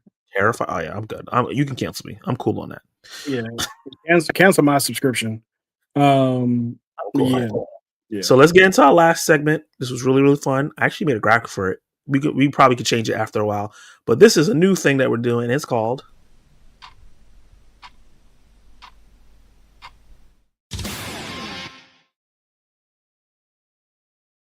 3-4-3. Wow. I tried. I liked it. But this we in there. We in there. I'm gonna change the color so it looks more like Film Club. But this is a new segment where we're going to talk about, like, me and Kenny have a lot of conversations about certain things, like ranking things and things that we like. Last week with Evan, we talked about our 3 favorite third movies in the trilogy and our 3 least favorite. Today we're going to stick to just 3 favorites, and we're going to be talking about 3 of our favorite modern movie conventions, or just movie conventions that we've been seeing a lot in modern movies that we like. It doesn't necessarily mean that they came up during recent. It could have been something that's old, but they're using a lot now. Right. And I'm gonna go first. And my first one of the 3-for-3 is the tracking shot from behind. So when someone is, a lot of times they do this when they start a movie, where they'll start and you see the back of somebody's head and they're walking in spaces and you get a layout of what they're in. And I really like when they do it in action movies because they lay out this place that the action is about to go down. Yeah. And for that POV of just following behind somebody before you see their face and seeing what's going on, you can get a feel of what the movie's going to be about. So that's one of my favorite shots. Just a tracking shot of the person walking into a space and interacting with people. Sometimes you'll see them talk to this person and you hear something slick. Like, oh, is that something that's going to come later? And it does. I remember they did it in Maxine to start off. It was just the back of her head. She was walking through a restaurant. She walked through here, and then she went for her first audition. It's like certain things like that. It just immediately settles you down in the movie, and you're just engrossed in what's happening and waiting. Yeah. So you're talking about stuff like 1917, where they followed the person the entire film. Movie. The entire movie, yeah. Also talking about like what else did they follow someone from behind? There's been quite a few. There's a lot of a lot of movies do it, but it's like one of my favorite shots that they do is that following someone through rooms from behind, because you don't know. You also don't know I forgot what movie I was watching. I was watching an action movie, and they were doing that, right? He was going through rooms. He was kind of speed walking, and then out of the right, somebody just punched him in the face.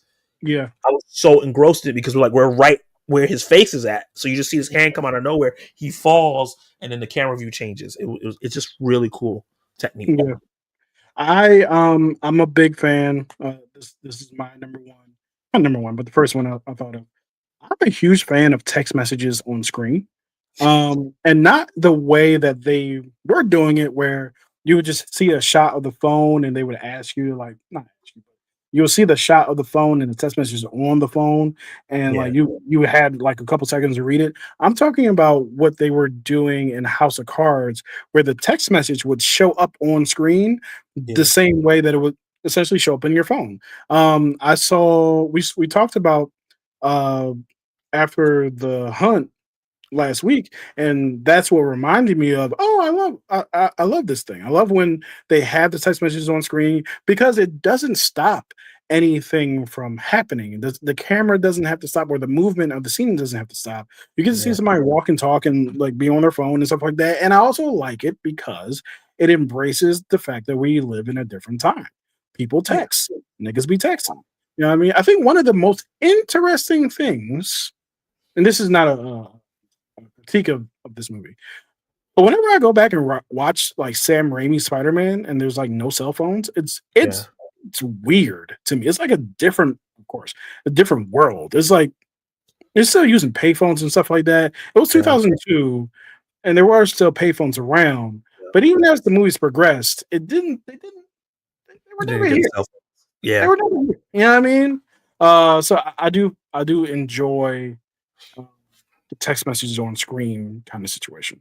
Yeah, I really liked the first time I saw it. I was like, "Oh, I like this idea," and then like more movies are doing it. Miss Marvel did it in a really great way, in like an artful way. I really like that a lot. And I think the main point you made up there, it just keeps the movie engaging, right? Like someone can be running and text messages are coming through, and it's boop, boop, boop, boop, boop. So like you're getting that, and someone's running, or someone could be cooking and texting a little bit and going back and forth, and it's popping up on the screen. And they can do it in cool ways. You can have it scroll on the wall where it looks like it's like a projector. You can have it up on the screen like it's like a neon sign, or you can do like different ones. When it's a good one, it's a cutesy thing, and then when it's like a bad text, it's like fire on it. It's just cool things that you can do with it, and I think it's a great way. Because a lot of directors don't like shooting phones. And I don't blame them. They're bright. They're like I have to imagine that it's difficult to do. One of my pet peeves when it comes to stuff like this. Oh God, what Kayara just said about me? Zach likes to see it for. Oh my God. I should have known that was gonna happen to me when I said that. I was like, yeah, this is gonna happen. One of my pet peeves is when family members are texting each other in a TV show or movie, and it's like the first text they ever sent to that family member. I'm like, yeah, this is the first time y'all ever texting ever? You're 15 and you never texted your mom before this? All right. That's insane. That is absolutely insane. Books, Girls, and Purrs says Sherlock with Benedict Cumberbatch did the same graphic with text. I like that as well because it's easy on the eyes and there's no break in the momentum of the movie. Agreed. Yep. Agreed. What's your second? Because this one kind of the one I just said kind of leads into my next one.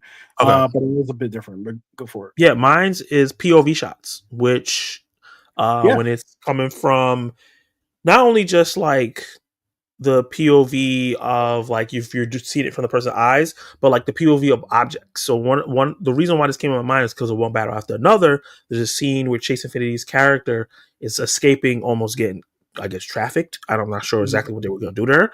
And she gets in the car. She's making this great cinematic face. And the camera's on the car door, and she pulls it in, and you just see the full swing right into her face with the shake. And it's like that. It feels like you're in it with them. And I just love POV shots. Another one was Will Smith in Bad Boys. The latest one, he had this whole rig on him, and he's walking around with that. And that action scene was super dope, and you're seeing it from his POV. I love different types of POV shots that gets you into the movie in a different way than just seeing it from far away. Like it immerses you into the moment a lot more and locks you in. And I like that where people are playing with that. Like, even I know you don't like the presence, I kind of like the whole like POV from the ghost. I thought that was really, really cool. Or like the POV from the slasher. That's really, really cool. And I think as film progresses, I think that will progress as well. We will get like a slasher film from the POV that's like great, and really, really great, or like a ghost movie that's like that as well. I think one of the coolest examples of this is actually from the Amazing Spider-Man. When what was that nigga's name? Andrew Garfield Spider-Man. When he first started swinging, you actually see it from his perspective. Yeah, and then they introduced the suit and him by him. That was the trailer on the mirror. Yeah. Out of the skyscraper, and that was really cool. Another one, which I actually never watched this movie, but Hardcore Henry, the entire film was from the perspective of, you know what I'm saying? And I think I can't remember if Upgrade did this as well. I feel like it might have. Probably. But yeah, like another one I have to say was unique was this show called Black Summer, which is an underrated zombie show on Netflix. It was a whole episode where it was from the POVs of the zombies. So one of the girls that we were following got bit, and then it was just her chasing people and trying to bite people. That was cool as shit. Yeah. That's wild. Yeah, that sounds cool. But yeah, like, so stuff like that. I think we saw some of that in F1 a little bit when they behind the car from the rig. Yeah, that was really cool. Yeah, so that convention I really, really enjoy. Which speaking of that, I just got this in the mail. Hey, that's a good movie. It's a good movie. I'm going to be giving away the digital code on my community post, so whoever gets it first, let me know. We got a whole stream.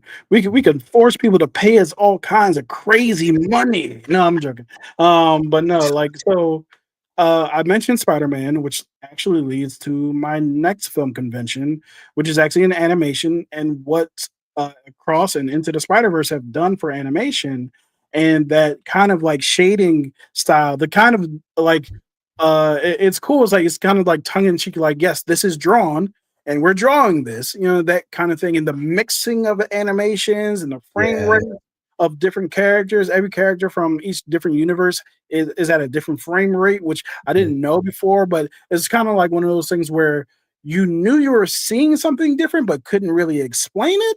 And that was kind of that. And then I just mentioned earlier that I watched Teenage Mutant Ninja Turtles Mutant Mayhem, and they kind of follow that style too. And I really like it because it feels, I mean, it's weird to say this, but like, it feels like a cartoon. It feels like this almost like you're watching a comic book come to life. And what I was talking about earlier when I was saying like my first one leads to this one was the comic bookiness, if you will, of Into the Spider-Verse, when you saw the speech bubbles on screen and you saw like all of those different kinds, like the thought bubbles, speech bubbles, you saw like whack, like, you know what I mean? Like, if you sound effects being shown like on screen, I thought that all of that stuff was cool. And I know it sounds like I'm just talking about the movie, but it's the animation style that kind of led to, you know, this kind of like animation revolution, which we were talking last night about. We watched a trailer for this movie. I think it's called like Stitch Face or something like that. And this new Stitchhead, this new animated movie that really looks like every other animated movie that has happened in Shrek. You know what I mean? Like, it's got that kind of, our fearless leader who loves us got captured. Let's go all and rescue him, like Toy Story. oh, like the big uh, burly animal is actually really soft and nice. Let's all go, enjoy him. Like I think it was Finding Nemo. It was like sharks, you know what I mean? Sharks Yeah, don't, like that stuff like that. And it just kind of felt like this huge mix of like all this other stuff. Like even because I know you haven't seen Coco, but I guess you could say like Syndrome in a sense. The carnival barker or the circus person who's in charge of everything, clearly the bad guy because he's going to smile in their face and stuff like that, and then he's going to reveal that he like just wants to capture them for his circus, some kind of crap like that, right?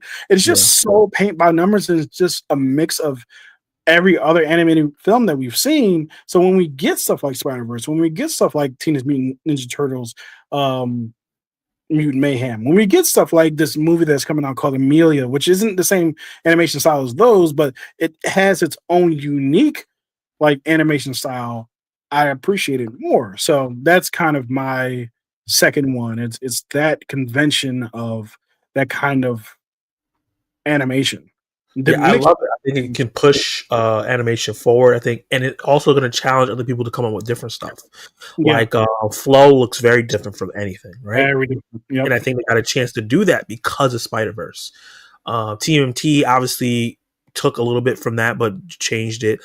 Puss in Boots: Last Wish. I don't know if you watched that yet. I haven't. God, I would put money on it that you will love that film Okay. because the animation is absolutely amazing. The action is great. The characters are great. You don't need to watch the first Puss in Boots to understand anything that's going on. As long as you've Yeah. seen Puss in Boots before in a Shrek film, Yeah. and it's way deeper than it needs to be. Way deeper than it needs to be. So like, it's such a good film. But they take that inspiration, and it is, you can see it's inspired by Spider Verse, but it's not the same exact thing. What's happening right now? My wife just walked into the office during the live stream. Sir, after all the stories you've been telling us, you let her walk anywhere she wants to. Thank you, Zach. No problem. You know I got your back. You're my favorite. Oh, Okay. All right. You two. I was telling them about James Bardem earlier.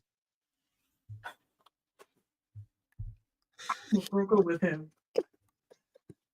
Did you over the witness protection? She's giving me a crazy look right now. The book person says, she's real? They thought you was out here lying, making her up. He's like, there's no way. That's hilarious. You dealt with that. Yo, That is hilarious. she's real. I've seen her. She's She's- cute as could be too. And sometimes Um, she's in the chat. She's great. Yeah, she be out here. But yeah, what were we talking about? We were I just guess talking we're about talking about the beauty of my wife. animation conventions and things like that. And so Kiara agreed. She's like, yeah, animation style, it's refreshing. Mhm. You should be grateful she's stuck around. But Cursed Person Mel, say cupcake if you need help.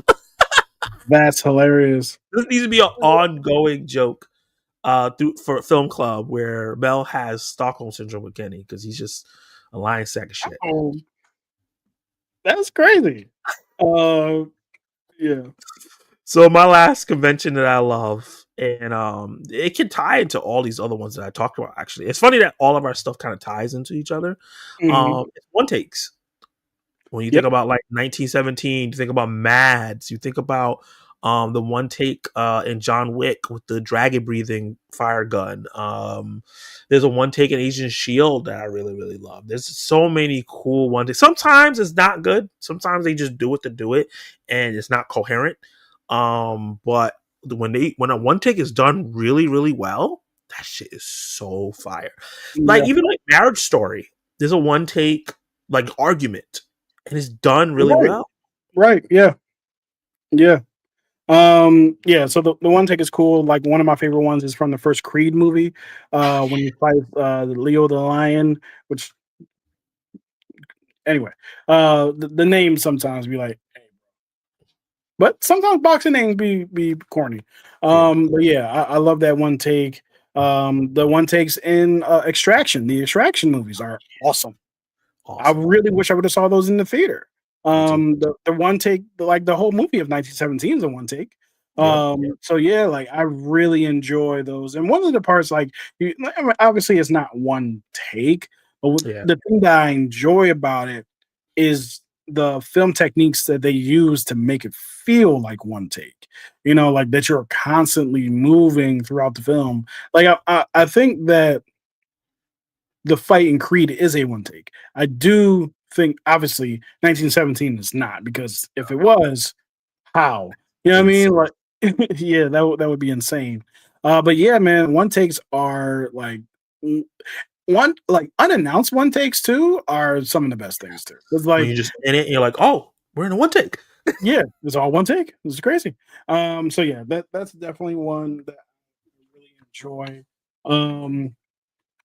And I'm honestly struggling to think of a third for myself. He's out here breaking the 3 for 3. Yeah, that's my bad. Oh, you know what? Haha, got you, Zach. One of my favorite modern film conventions is the Swirly Cam. Swirly Camp? Avengers, the first Avengers movie. He's been around the group. Yeah, we spun around the group, and they all was like, call it Captain, like all of that, like that was dope, man. Yeah. Oh, first of all, don't be hating on call it Captain. All right. But yeah, so I really like enjoyed that. That's a really cool film convention. You have the entirety of the group, and I think like I don't want to say only Avengers has used it since, but I feel like they've used it most since then. And even like in Avengers Age of Ultron, we have them all coming towards into the screen, and they all do the superhero pose kind of thing. I've enjoyed that as well. Yeah, so those are some of my some of my those are some of my favorites. I lost my train of thought and tongue for a second. Yeah. So before we head out, just to recap, we talked about our last 4 films. We did a mini review for Strange Harvest. I did a mini review for House of Dynamite, kind of, because it was Garbaggio. And we talked about Shelby Oaks and the things that we liked. We actually feel like we liked it a lot more than we hated it. But the negatives were there. And we talked about once again, when we talk about Instagram, Threads, and YouTube Film Club, Kenny and Zach. Subscribe, follow there. You'll be seeing clips of the live stream if you missed it, and other special posts and things like that as well, letting you know what's going on with the live stream in our individual channels. Kenny, as smart as he is, has it up there as well. Just share it with your friends, get people going, get it provocative. Get people going. I'm gonna put, for everyone who's in here, I'm actually gonna put a link to our channel in here as well, so that you have easy access Capri Sun, as the young folks say. I'm not sure if the young folks do say that, but they will today. Let's see here. And while he does that, let's give a shout out to the peoples, viewer shout outs. Book Girls of Hers, who's in the chat. Dave Show 2.0, because he changed his channel. TJ Billups was here. CC Clemens wasn't here, but her presence is always felt. Useless Skills was one of the people who made a really good joke while we were here. Kal-El was here, really. He was, trying to come at us for no reason. Have you seen with T, Laser, Acres of Movies. Surprised not to see Stacy here. Zach Milne, Chillmonger, Obithorn Alliance, Regular J Studios, The Net Blood Rose. We need to check on the Net. I haven't seen her in a while. Where's that? Lawrence Report, who's awesome. Michael 101591. I love saying his name. The Viewer Drew, the Ace Avenue, who's awesome. Sean Kenny, Dale on Movies, and Prince, aka Ninja Assassin. Appreciate every one of you. If your name is not on this list, let me know and I will add it and reconfigure. I appreciate every single one of you guys as always. And just every stream, make sure you let Kenny know that he needs to stop Stockholm Syndrome, his wife, and let her go, because it's not cool. She is happy as a plant. Yeah, usually people who have Stockholm Syndrome think they're happy. Listen, as far as I'm concerned, I'm no longer in witness protection. We can live freely. We're not on some perfidia, you know what I'm saying, type stuff. So You know, she should be happy. You know what I'm She saying? should be happy. She should be happy. But you know who's not happy? 100 movie challenge, right? To end the stream. Mm-hmm. I'm at 109 movies of the year, 2025 releases. So I've already won. I am at 84. Where are you at? 84 last week? No, first of all, I was at 80 last week, so I've watched Oh, 4 films okay. since then. Okay. Okay. Okay, Mr. Sass. Thank you for letting me know, Kiara. I'll add you on right now. One last shameless plug, which plug. I'm not even sure if I can plug this right now, but I have a new vlog channel called It Could Be Whatever. It's giving me a lot of problems right now, and I might actually have to switch what channel it's coming from. So I'll be posting in my community post pretty soon what is going to be happening with that channel. The channel's still going to live on. It's just a matter of where the hell is it going to live, you know? Gotcha. So I will be letting you guys know very soon about that. Keep an eye out for that as I try to figure out whose line is it anyway. So yeah, I will keep you guys posted. Essentially, the thought behind the new channel is I've been having a really difficult time of making movie reviews because every time I make a movie review, there's like weeks and sometimes months between them because I start to get camera shy, I start to get in my head, and imposter syndrome, all this other stuff. So the idea of doing a daily vlog is for me getting out my thoughts, but mostly for me to continuously be used to being in front of the camera, and that way I'll stay ready, so I ain't got to get ready. In a sense, like I'm always in front of the camera, so when it's time for me to get back in front of the camera, the hope is I won't feel as nervous doing that because I'm always there, right? So yeah, I look forward to sharing at some point the second episode of this this dilly dolly that I'm doing. I will let you guys know really soon what I'm going to be doing with the channel because it's been giving me a lot of trouble. Yeah. All right. That's it. That's the shameless plug. Yeah. And the last thing I want to say, last two things is one, we're going to try to figure out how to make this a podcast that you guys can listen to because I know it's hard sometimes to just sit and watch live. So sometimes you want to, or even watch clips. So sometimes you just want to listen to in train, car, blah, blah, blah, blah. We'll be working on that because Zach Milne suggested it, and I think it's a good idea. You ain't tell me about that, partner. First, I'm hearing of it. What's my cut? What's my percentage? Huh? What's the sponsors? You know what I'm saying? Are we still getting the him sponsor, the Blue Chew? You know what I'm saying? Are we getting the Extend sponsor? Like what? Like where's the sponsors coming from, sir? I feel like I'm in wearing the bills right now. You guys getting paid? What are you talking about? Yeah. That's what I'm trying to figure out. We ain't got no damn sponsors. That's what I'm trying. It sounds like you do. You're trying to start podcasts and business ventures. Hey, we gotta spread our wings. Next week we actually don't have a live stream set up because ain't shit coming out this week. Really, we're gonna figure it out. If there's no movie that we feel passionate enough to do a spoiler review on, I'm hoping it's Begonia. We will probably do a Q&A, and a letterbox roast. I really want to roast some of these letterboxes. So we'll be on the lookout for that. We'll have community posts on all 3 channels talking about it and keeping you guys updated and letting you know. And all on the social medias, that's why you got to follow so you know what's going on with all 3 channels going on at all times.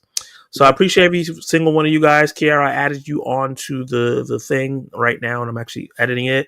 And we will see you next time. See you next time.